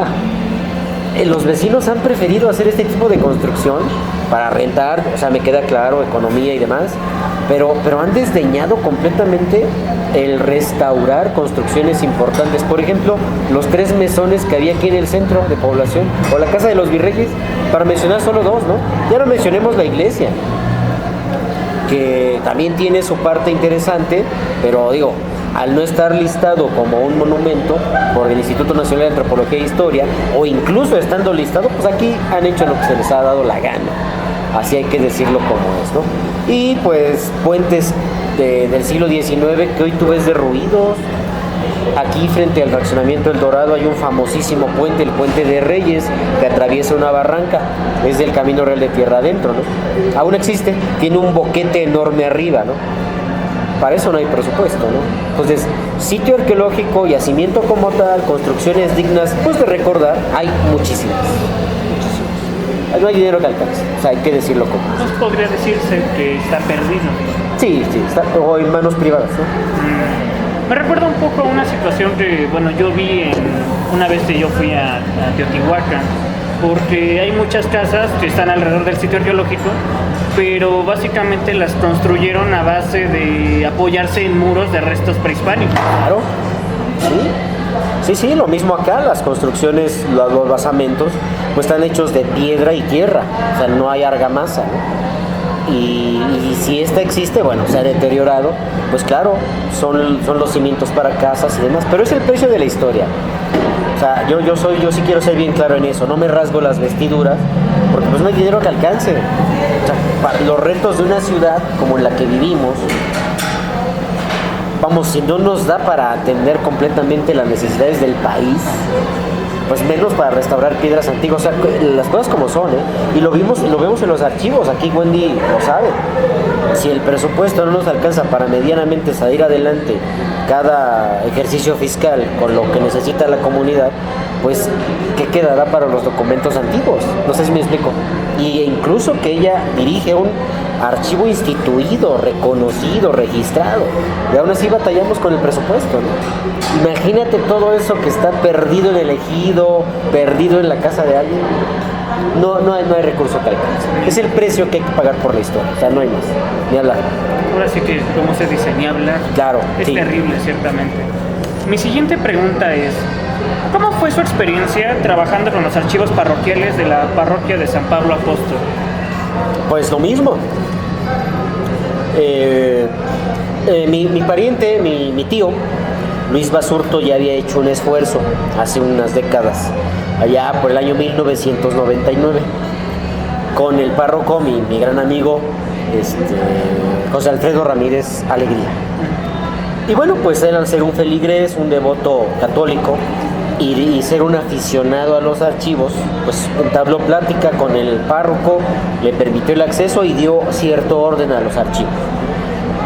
Después Wendy, servidor, llegamos allá, también con un nuevo párroco, también mi reconocimiento al párroco José Carmen Martínez, y bueno, nos da el acceso y pues fue empezar de cero, porque pues tienes que meterle teoría archivística, ¿no? Y lo primero que necesitamos hacer pues, es un inventario, ¿no? ¿Qué tenemos y dónde está? Impensable pensar en catalogar, impensable pensar en digitalizar si no sabemos qué tenemos y dónde está, ¿no? Entonces, bueno, pues en el archivo parroquial hay dos secciones, que es la sacramental y la otra es la disciplinar. Y bueno, pues a empezar. La sacramental no tiene mayor problema porque está en libros, son los libros de 1590. Y específicamente los matrimonios están en náhuatl, ¿no? Pero la sección sacramental, pues es todo lo demás. Perdón, la sección disciplinar es todo lo demás. Fábrica de la iglesia, juzgado eclesiástico, muchísimas cofradías, hermandades, todo lo demás es donde encontramos los documentos como los que hablábamos hace rato, ¿no? Entonces hubo que poner guardas, hubo que solicitar al párroco pues que invirtiera en el papel libre de ácido, etcétera, leer documentación, ordenarla, tratar de que estuvieran a las condiciones mínimas. En fin, entonces pues fue una aventura en la que podíamos encontrar de todo. Algunos documentos están resquebrajándose completamente. Algunos han venido historiadores, por ejemplo Gibson estuvo acá, el mismo Humboldt vio esos volúmenes, en fin, hay quien ha dejado ahí sus notas manuscritas, algunos investigadores eclesiásticos. Yo tuve el gusto de conocer a un investigador de Italia que había recomendado por el arzobispo, en fin, son documentos que han sido estudiados en muchísimas épocas, ¿no? Que han ayudado a muchas investigaciones, no nada más las de nosotros, pero pues no había habido alguien que pues se dedicara a darles un orden, ¿no? A dignificarlos. Y bueno, fue lo que intentamos hacer, ¿no? Wendy estuvo ahí conmigo en más de una ocasión, y después cuando ya no estuvo en el archivo Wendy, pues yo seguí todavía hasta 2013, 14 quizás. Y bueno, pues después ya el trabajo y otras situaciones ya me impidieron continuar, pero en los años que lo estuvimos viendo, que estuvimos estudiando, que eso es desde 2008 hasta el 2013, 14, pues buscamos eso, ¿no? Dignificarlo, dar algo a cambio de pues, la rica información que hay ahí, ¿no? Muchísimo que decir también al respecto. Entonces, pues esa fue la aventura del archivo parroquiales. Muy interesante, ¿sí? Muy interesante. A ver, una pregunta más. Dice, este ya cambia un poco de tema. ¿Considera usted que Huehuetoca tiene potencial como región productora de pulque? No tenemos agua. Entiendo. Entonces, pues, la época dorada fue en el Porfiriato, otro régimen de lluvias. Hoy la tierra de Huehuetoca, bueno, y lo hacían las haciendas, que quede claro, ¿no? Porque no había ejido. Entonces, ¿cuál es la hacienda pulquera? ¿Cuál fue la hacienda pulquera por excelencia? Pues Santa Teresa. Hoy ya no existe, ¿no? Hoy es fraccionamiento. Y bueno, el maguey se adaptaba muy bien porque son tierras flacas, tierra barrial, tepetatosa, ¿no? Ideal para el maguey. Pero hoy es fraccionamiento. Y no hoy, o sea, hace décadas que ya no se produce. Entonces todos los ranchos, todas las grandes propiedades hoy son fraccionamientos. El ejidatario no va a invertir en maguey porque hoy el pulque ya no es una bebida de un consumo masivo, pero en el porfiriato sí. Vamos, podríamos medir el costo de la vida averiguando cuánto costaba un litro de pulque bueno, en ese tiempo no había tortillerías, ¿verdad?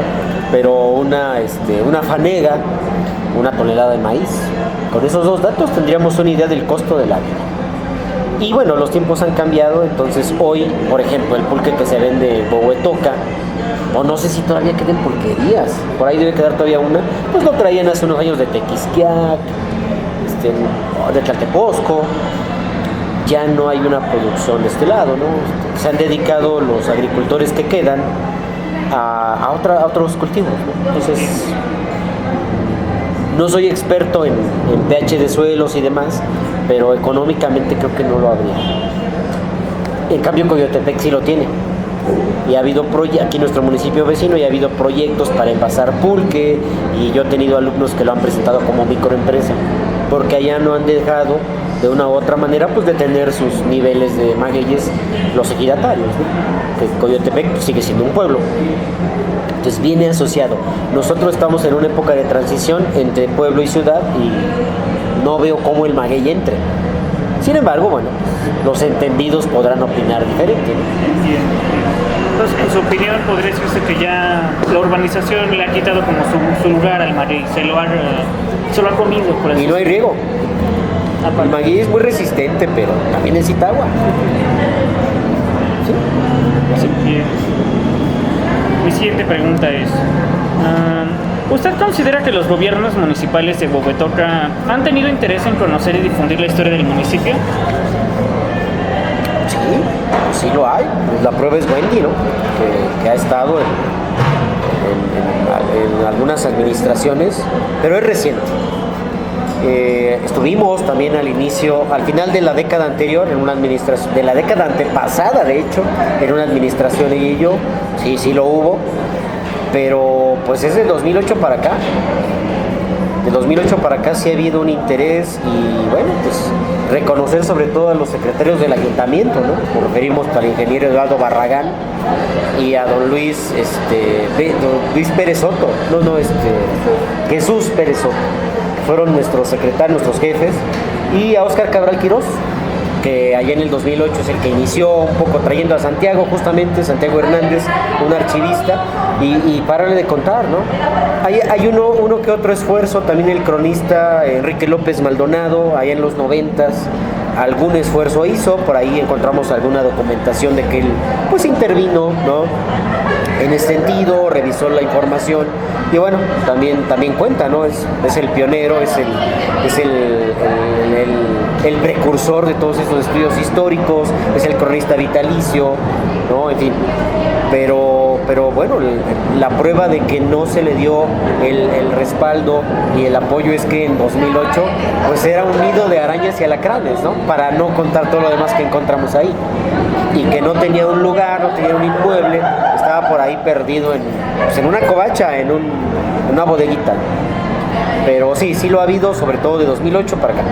Entonces casi 20 años, 16 años en los que se han publicado libros, pues hecho exposiciones, hemos sacado a la luz documentos. Muy buenos 16 años, ¿no? Muy buenos. Sí. Ciertamente sí.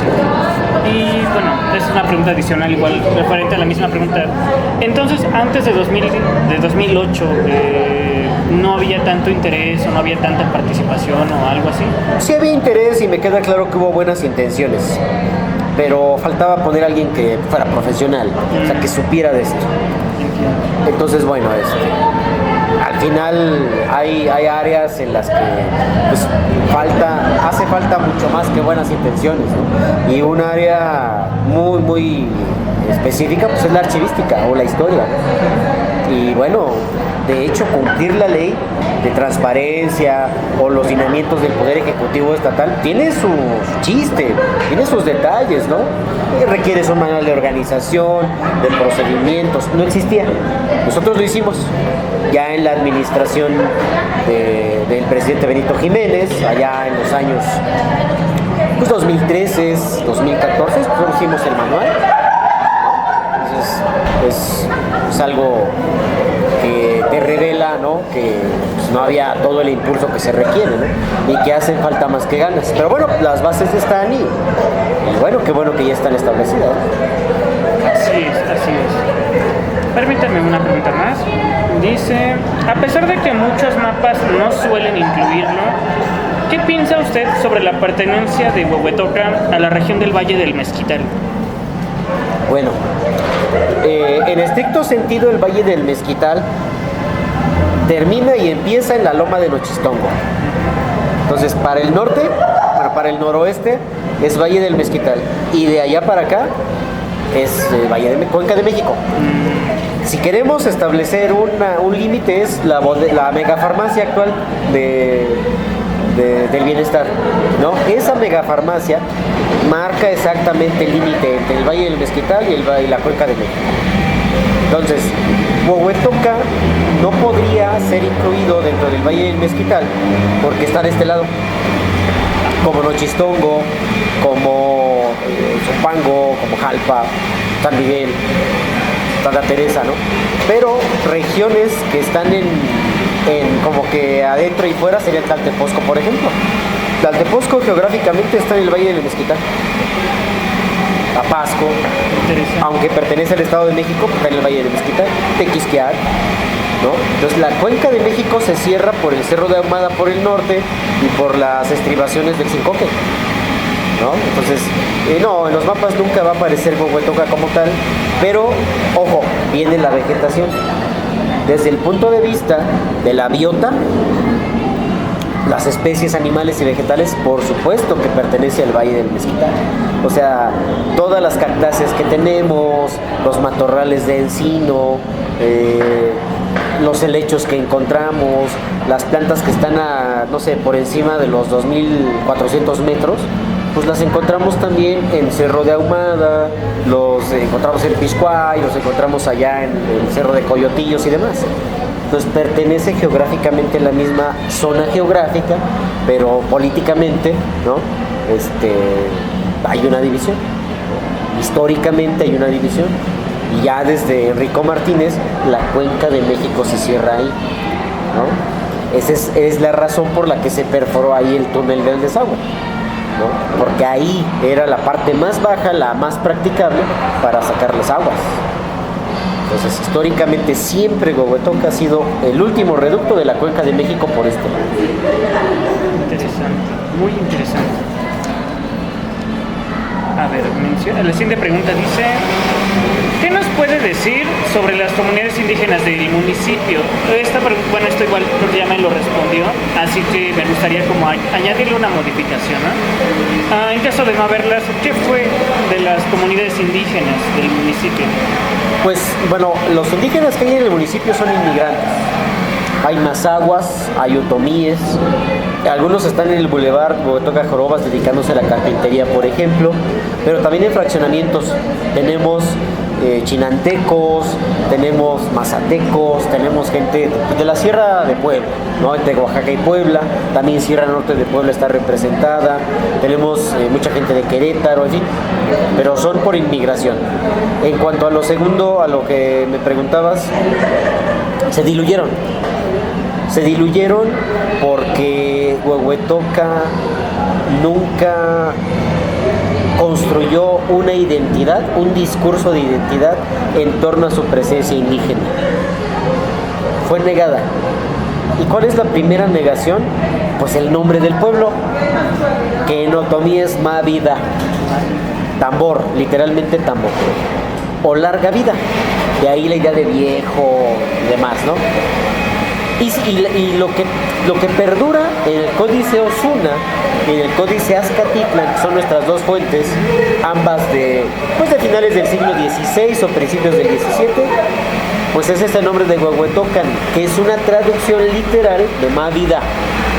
Por eso en la cima del Altepec está un huehue, el tambor ceremonial de 3 patas, ¿me explico? Y membrana. Esa es la primera negación, porque la mayoría de Huehuetoca no hablaban náhuatl, sino otomí. ¿Cómo es posible que los libros de 1590 estén en náhuatl y no en otomí. Una política lingüística, porque el náhuatl era la lengua franca y porque seguramente el párroco no hablaba otomí. Entonces tú hablabas otomí, venías ante el párroco, pero te registraba en náhuatl. ¿Sí te das cuenta? Eso es hoy sería una discriminación. Me queda claro que hace 500 años no lo era, pero es una primera negación.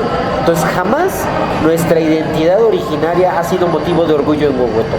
Bien, ya no estamos en 1590, volvamos a la creación del ayuntamiento. ¿Cuántos indígenas hemos descubierto que estaban en el ayuntamiento? Solo 2, ¿no? Don Secundino Cano de San Miguel, que hemos comprobado que es indígena, pero nunca estuvo en el cabildo, solamente era el juez, pues, de su pueblo, de San Miguel. Los Barrón de Tlaltepozco, nada más, ¿no?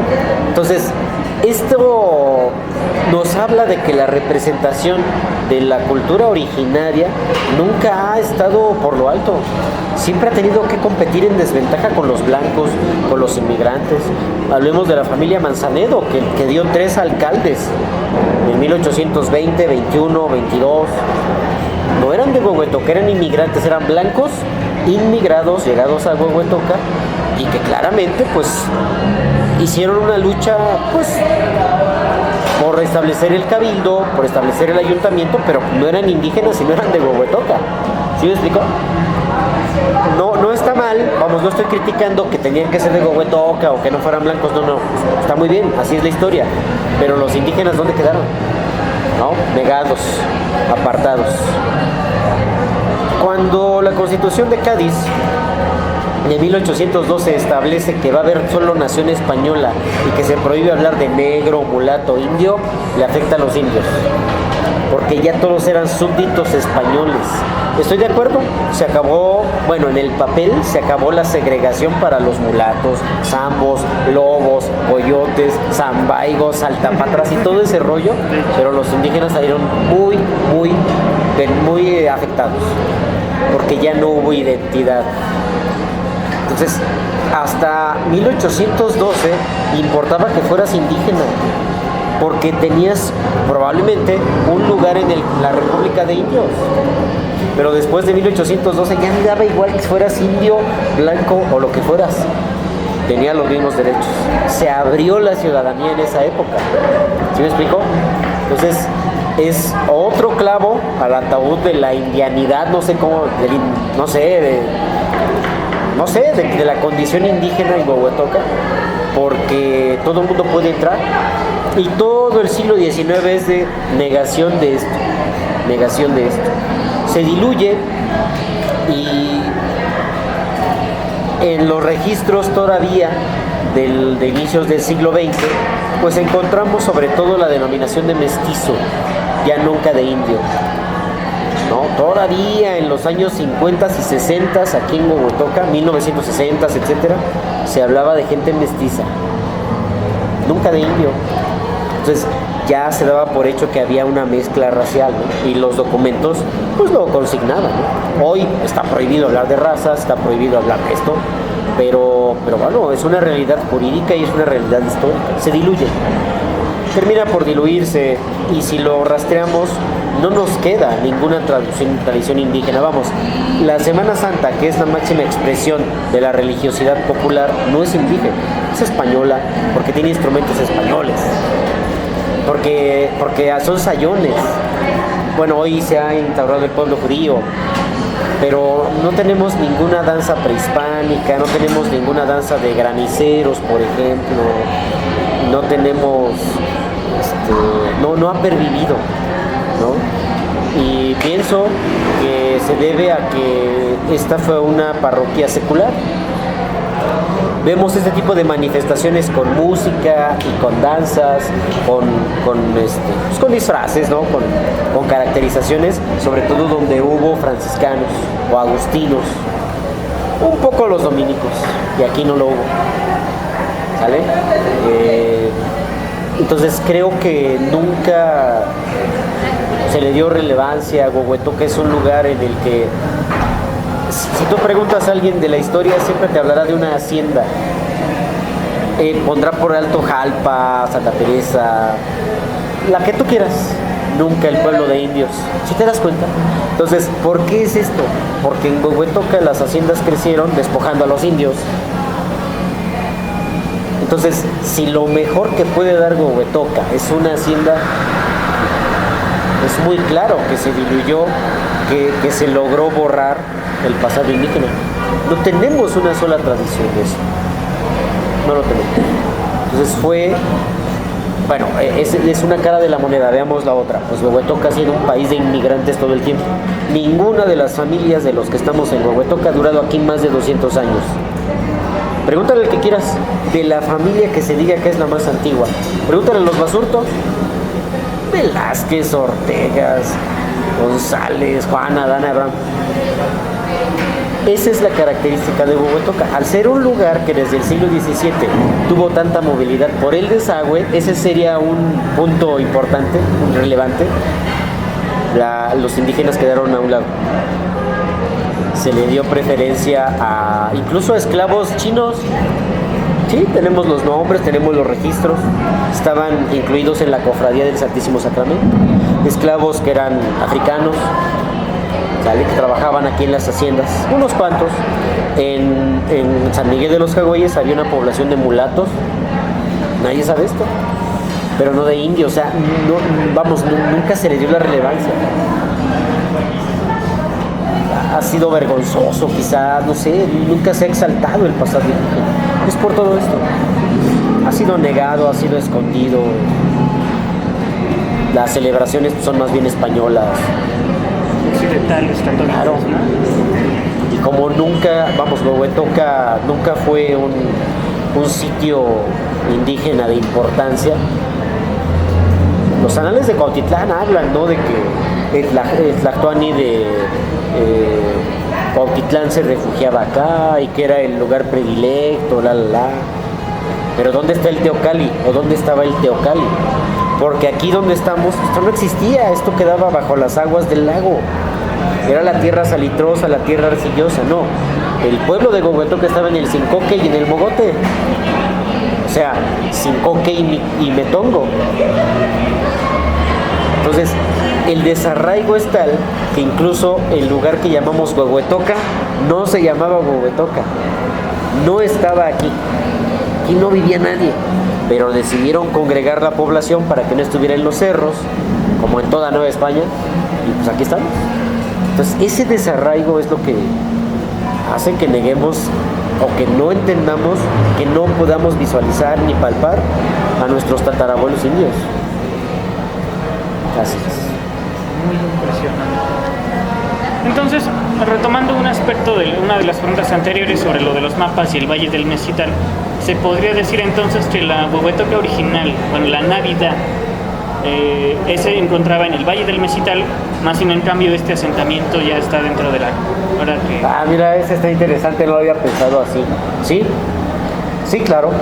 Sí, si pensamos que aquel primer Huehuetoca es Macuexhuacan y que este Macuexhuacan coincide, según la cronología de Parsons, con lo que excavó el doctor Christian Morhardt allá arriba en el Cerro de Ahumada, la respuesta es sí. Tendríamos que demostrarlo. Pero, pues, las indicaciones del registro arqueológico nos dicen que sí, ¿no?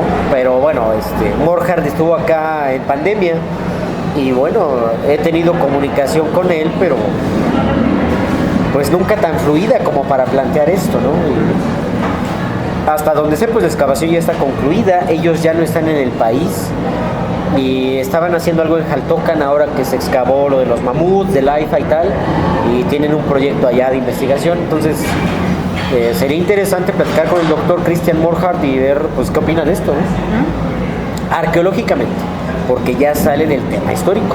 Claro. Arqueológicamente ver si él le ve posibilidades y bueno, tendríamos que descartar todos esos peros y veremos qué viene en los años siguientes, ¿no? Pues muchas gracias. La siguiente pregunta que tengo es, como historiador, ¿alguna vez su labor se vio afectada por la actividad del crimen organizado y la delincuencia?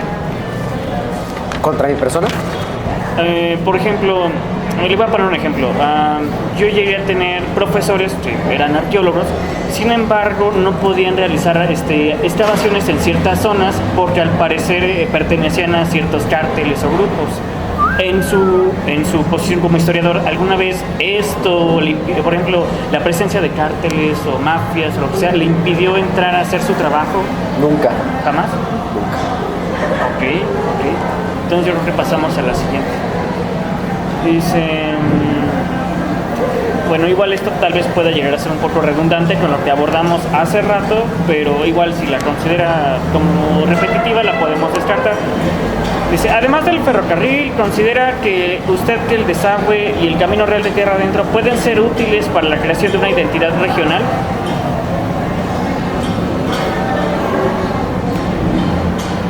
Quizás, pero el problema con la identidad es que tiene que ver con cómo se asume la comunidad. La identidad no puede ser enseñada. Eso es un proceso cultural. Y no está. Esa identidad no existe hoy. ¿Por qué? Porque la comunidad no es uniforme. Todas las teorías acerca de la identidad cultural, la multiculturalidad, la diversidad, etcétera, tropiezan con el problema de que las comunidades no son homogéneas, sino que son comunidades imaginadas. Porque yo doy por hecho pues que existen los del Dorado, o doy por hecho que existen los de cualquier otro fraccionamiento, pueblo o municipio, pero nunca los veo y nunca tengo real contacto con toda la población. Significa entonces que como en Huehuetoca desde hace siglos la gente ha llegado de todos lados y ha traído entonces sus propios usos, sus costumbres, sus dioses, sus formas de socializar, pues no podríamos hablar de que hay una identidad. Cuando hablamos de que alguien o un lugar tiene identidad es porque ese discurso oficial se ha arraigado. Rara vez surge de las comunidades. Ahí está una de las funciones de la historia, crear un discurso homogeneizador, ¿no? Aquí pudiera funcionar siempre y cuando tuviéramos una comunidad ferrocarrilera fortalecida, que es un poco el esfuerzo que ha hecho Wendy en el trabajo que realizó, por ejemplo, hace unos meses, ¿no? Día del ferrocarrilero y dar el realce, publicar las fotografías de los antepasados. Ella misma es producto de una familia ferrocarrilera, etcétera, ¿no? Ahí está un poco eso, pero que nazca de la comunidad. Invitar a la gente, déjenos publicar una foto, cuéntenos una historia, le vamos a hacer una entrevista, no sé si me explico. Así funciona. Pero de otra manera, querer imponerlo, querer contar una historia, no va a tener el arraigo porque el momento que está hecho de muchas minorías, ¿no? Una de las importantes son los ferrocarrileros, pero hay más. Y habrá otras personas que no van a tener ningún tipo de relación con el ferrocarril, ni son campesinos, que sería otra minoría interesante. Todas las familias campesinas, todas las familias ejidatarias, claro, por supuesto que les va a interesar, por supuesto que están interesadas, pero los que no, los que en su vida han tocado un terrón de tierra, pues no sé si me explico. Entonces, estas líneas que tú mencionabas, que pueden ser líneas de investigación, sí que se han explotado, sí que ha habido un interés, una intención de fortalecerlas, pero no van a ser suficientes para aglutinar la identidad de una ciudad como Huehuetoca, que está muy por encima de esos esfuerzos, ¿no? Lo que publicamos en 2010, el libro, que ahorita ya reseñábamos, fue también un intento de esto, dar los datos básicos. Entonces, en la medida en que se haga, pues con este respeto, con esta intención de ofrecer un dato, de ofrecer información, es válida. Pero para que se conviertan en fuertes referentes de identidad, se requiere un proyecto de educación. Como nuestra maestra en el kinder que nos enseñó a saludar, y lo de se levanta en el mástil, toda la vida, eso requerimos a nivel municipal para establecer ahora sí las líneas. A ver, jóvenes, ¿quién fue el primer alcalde de Huehuetoca? ¿No? A ver, jóvenes, ¿cuándo por primera vez podemos tener un ayuntamiento completo? ¿No? A ese nivel estamos, ¿no?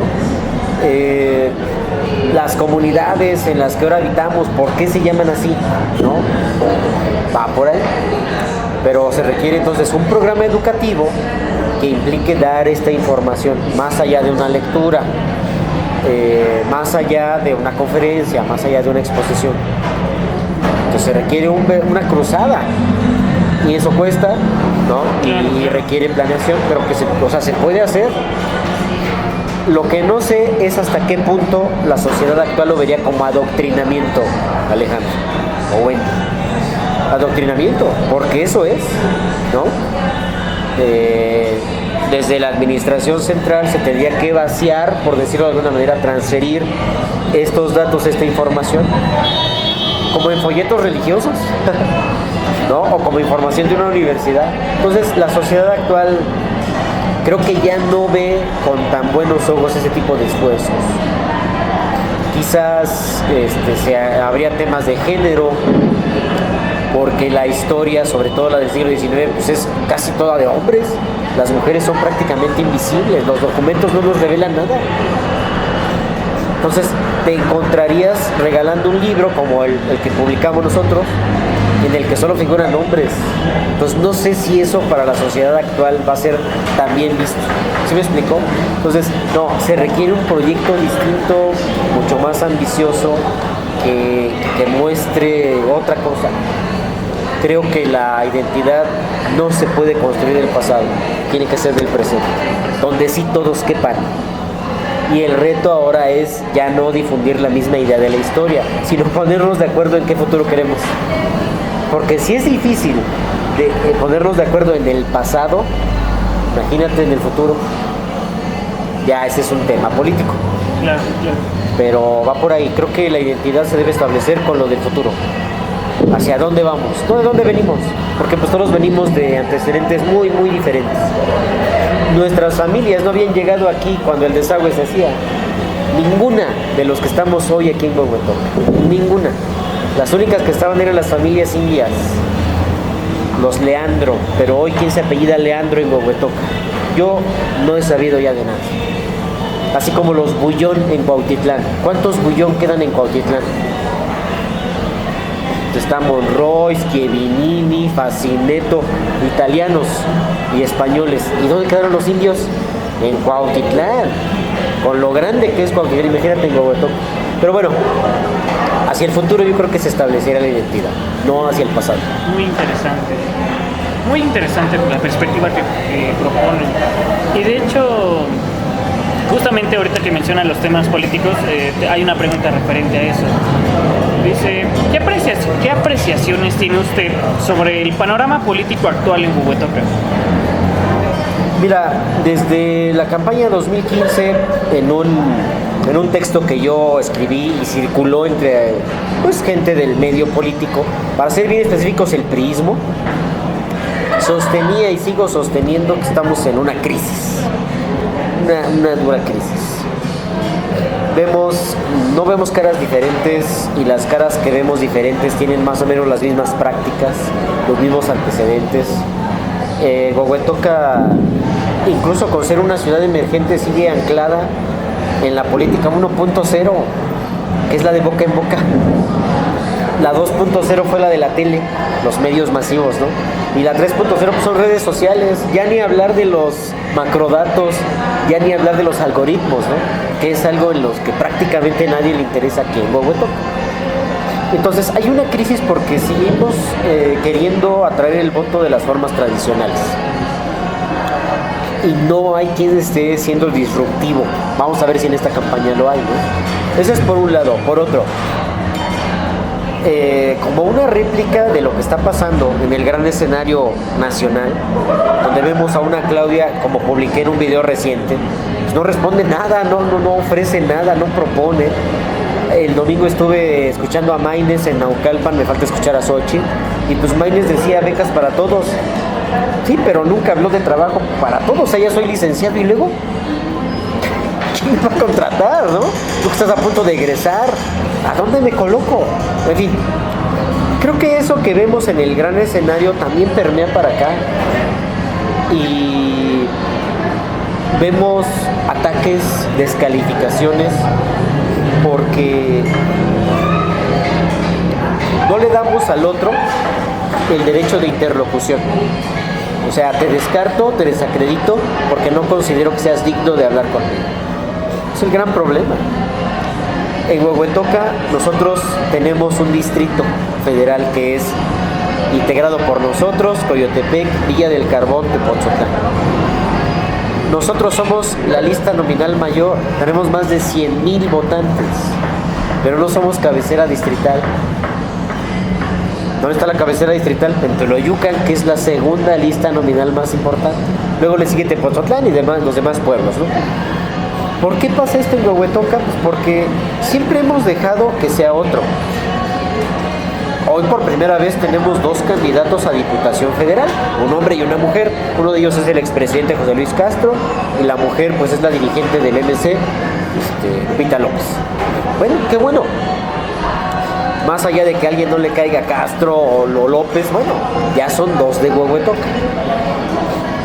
Hemos tenido tal carencia de ideas que incluso en la coalición opositora, que es la única que hoy le podría competir al PAN, PRI, PRD y PANAL, pues no se ponen de acuerdo y han permitido, hoy hay una regidora en el Cabildo que no es de Huehuetoca, es de Cuautitlán. Ellos han permitido que cualquiera sea candidato, que cualquiera venga de fuera, que hagan lo que quieran. La coalición opositora, me refiero a Morena, Hoy Verde y PT, ¿no? Entonces, como que los que han estado con la posibilidad de construir algo para Huehuetoca, por razones las que tú quieras, han dejado de hacer y han dejado que todo pase y que se coloque a quien se quiera. Yo sé que hay intereses, yo sé que hay compromisos, pero esto ha redundado pues en un atraso político de Huehuetoca. Se ve la política como un esfuerzo electoral, sí. Por supuesto que hay que ganar elecciones, por supuesto que hay que llevar votos a las urnas, pero en el Inter no hay trabajo político, excepto Acción Nacional. Y yo lo he dicho una y otra vez, y sé que esta idea no es bienvenida, pero es la verdad. Y antes lo hacía el PRI, hoy el PRI pues está en la lona, ¿no? Pero también el PRI lo hizo en algún tiempo. Morena no hace política, no, Morena busca ganar elecciones. Morena no recupera a sus militantes. Mejor, Leopoldo fue tú, Leopoldo. Pero es que hay como 6 militantes de años formados, sí, pero tú sí los vas a garantizar. Se inconforman, ¿no? Entonces, no se está haciendo política, sino que se está buscando solo el resultado. Y cuando cuando haces política, creas comunidad. Creo que es algo que pues le ha faltado a los institutos políticos de acá de Huehuetoca.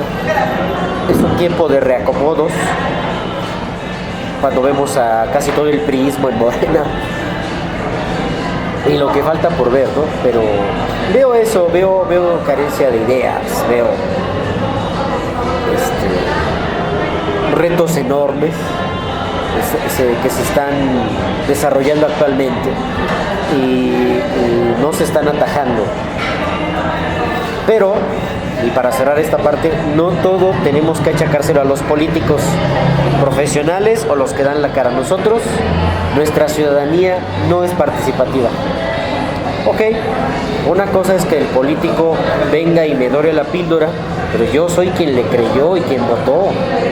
Y una vez que voté, pues hay que hagan, deshagan, y no me paro nunca, no gestiono, no hago nada, no propongo, no me involucro.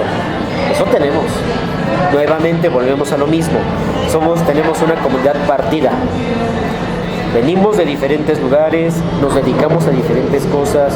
Nuestra comunidad no vive en Huehuetoca, duerme en Huehuetoca.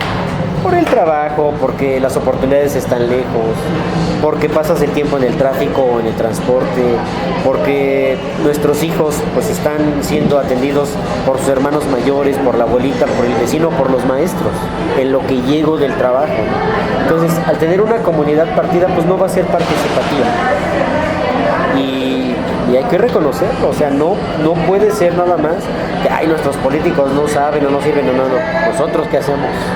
No nos involucramos, sí, es que el Milton no hace nada, Chimal no hace nada, el Pica no hace nada, y nosotros, yo soy el que vive aquí, Entonces no nos hemos sacudido, creo que nadie en el país todavía, no nos hemos sacudido la herencia paternalista del PRI. El candidato iba y regalaba cosas, iba y prometía cosas. El presidente parecía un rey taumaturgo, ¿no? Sanaba las necesidades, te levanto y resurge. Y hoy nuestra gente parece que está esperando que venga el candidato y decirnos, todo está bien, vamos a mejorar, vamos a volver rumbo. No, tenemos que hacerlo nosotros, ¿no? Y bueno, el panorama nacional, para nadie es desconocido que Andrés Manuel es enemigo de la sociedad civil. Andrés Manuel ha decidido quitar todo lo que había de posibilidades de que nosotros como ciudadanos formáramos una asociación y resolviéramos lo que nos duele. Entonces el panorama nacional no es proclive a que nos organicemos, sino a que esperemos el apoyo mensual. Así. Entonces, un campesino de allá de Veracruz, don Cirilo Elotlán Díaz, que es un luchador, ha parado Reforma, ha hecho los mítines que tú quieras.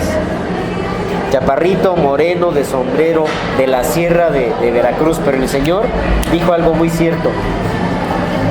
¿Por qué estoy en contra de los apoyos mensuales para los campesinos? No es que yo no quiera que el gobierno redistribuya la riqueza, pero el campesino espera lo que le toca cada mes. Se lo va a gastar en lo que usted quiera, en la escuela de sus hijos, en la cerveza, en lo que tú quieras, menos en producir café. Eres cafetalero. Y acá volvemos a lo mismo. El apoyo ya me llegó, soy estudiante, soy ama de casa, anciano, adulto mayor, lo que sea. Me lo voy a gastar en todo, menos en producir algo. Ahí están los alumnos. Oigan, el libro no lo han comprado, es que ya se acabó la beca. ¿Cómo creen? Ah, pero ya me fui a las caguamas, ya traigo tenis nuevos. ¿Sí me explico? Entonces, la tendencia hoy en nuestro país es esa. Y perdón, pero le doy la razón a Xóchitl Gálvez cuando menciona, ¿no? que no tenemos la mentalidad de ser emprendedores, de meternos a algo, porque estamos esperando el apoyo y estamos temerosos de que el nuevo gobierno nos lo quite. Bueno, los que tienen, que sinceramente a mí el que llegue me va a quitar impuestos, yo no tengo ningún apoyo de ellos, ¿no? Pero los que tienen, y esa es una realidad hoy. Entonces permea eso en Huehuetoca, hay pocas ideas, hay pocos proyectos, y el discurso gira en torno a eso, o sea, mantener lo que hay, sobrevivir. De la violencia pues no se dice nada, pues ya me llegó el apoyo, pero no puedo ni salir con calma a ningún lado a gastármelo, me van a robar algo, voy a perder la vida, no está padre, ¿no? Entonces, así veo el panorama, y sin embargo, elijo ser optimista, elijo confiar en que alguien será disruptivo, aunque de que alguna idea vendrá y que se convertirá en un proyecto ganador, ¿por qué no? Y que dentro de toda esta carencia de ideas habrá gente que marcará la diferencia. Una de ellas, por ejemplo, Wendy. Claro, tú, un joven egresado, por eso sigo en la política, por eso sigo en la educación. Lo mismo podríamos decir de la educación, ¿no? Pero ni van ni aprenden, ¿no? Alguna chispa surgirá, siempre llega alguien que salve el día. Y bueno, pues estamos dependiendo de milagros individuales, pero es lo que hay. Y la política también nos lleva a ser muy pragmáticos, a ser bien realistas, es lo que hay. Es lo que hay. Y bueno, hay mucha gente talentosa, mucha gente con buenas iniciativas, y creo que veremos también de eso, ¿no? Vamos a ver qué nos depara este proceso electoral que viene ya en puerta. Esperemos que quien quede, pues ahora sí que tenga buenas decisiones y buen proyecto. Claro, hay que para presentar proyectos, claro, sí, hay que presentar. Pues ahora sí, bueno, yo me considero partidista, ¿no? Así que ahora sí que esperemos lo mejor, ¿no? Así es. Y ya como última pregunta, ¿qué le podría decir usted a los próximos historiadores que se interesen en el pasado histórico de Huehuetoca? Pues hay 1000 años que estudiar, y de ellos pues a ver que 17, 18, 19, 20, tenemos 4 siglos y medio en documentos. De esos 1000 años, 4 y medio siglos están en documentos. Entonces hay muchísimo trabajo por hacer, se necesitan 3 o 4 vidas de un historiador solo para, gracias, para acabarse esa información. Hay historia política, hay historia de mentalidades, hay historia social. También en la historia de bronce se permite, o sea, de todo hay, microhistoria, historia cultural, nueva historia, todas las que tú te imagines se pueden realizar. Entonces, lo que yo digo a los jóvenes historiadores como tú es, pues adelante, la historia se construye con documentos, ¿no? Y en Huehuetoca, afortunadamente, casi todas las parcelas históricas están vírgenes, porque quienes hemos escrito algo acerca de la historia, pues hemos abarcado poco tiempo. El libro que mencionábamos hace rato, pues abarca de 1821 al 46, 25 años. No es nada. Estamos hablando de 1000 años, ¿no? Y nosotros abarcamos pues, casi un cuarto de siglo, ¿no? Entonces, hay mucho trabajo por hacer. Hay que presentar proyectos y tocando las puertas adecuadamente, pues yo creo que se va a abrir, ¿no? Lo que nosotros hicimos, y ahí tendríamos en primer lugar que agradecerle a la mamá de Wendy, porque esto se debe a un trabajo político, y hay que dejar bien claro que es la mamá de Wendy quien abrió en primer lugar esa puerta. Entonces la lección es que no tenemos que echarnos para atrás cuando haya que hacer política, porque va a ser así, porque los proyectos en el municipio no los va a poder financiar más que el ayuntamiento. Si te acercas a un potentado, a uno de los ricos de un pueblo, también se podría hacer, pero es evidente que va a haber un costo, no económico, va a haber un costo político, un costo de credibilidad, en fin.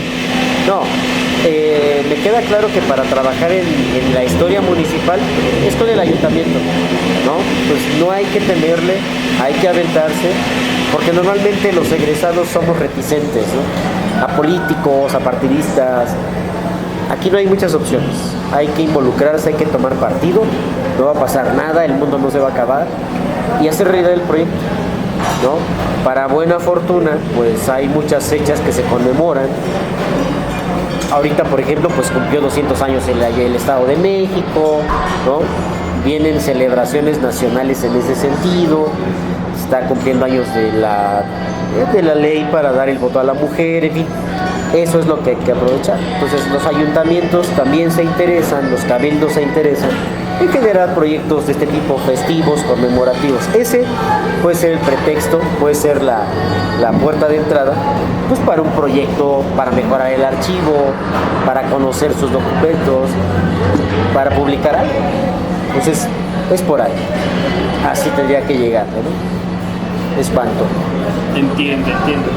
Pues agradezco muchísimo su tiempo, agradezco mucho también a la coordinadora por ahora sí por haberse prestado para esta entrevista, y pues ahora sí que ya la doy por concluida. En verdad muchísimas gracias, y pues en verdad ahora sí que son opiniones bastante valiosas, son bastante complejas y bastante completas. Bueno, pues a la orden. Pues esperemos ver más de ti pronto aquí en Huehuetoca. Esperemos que sí. Muy bien.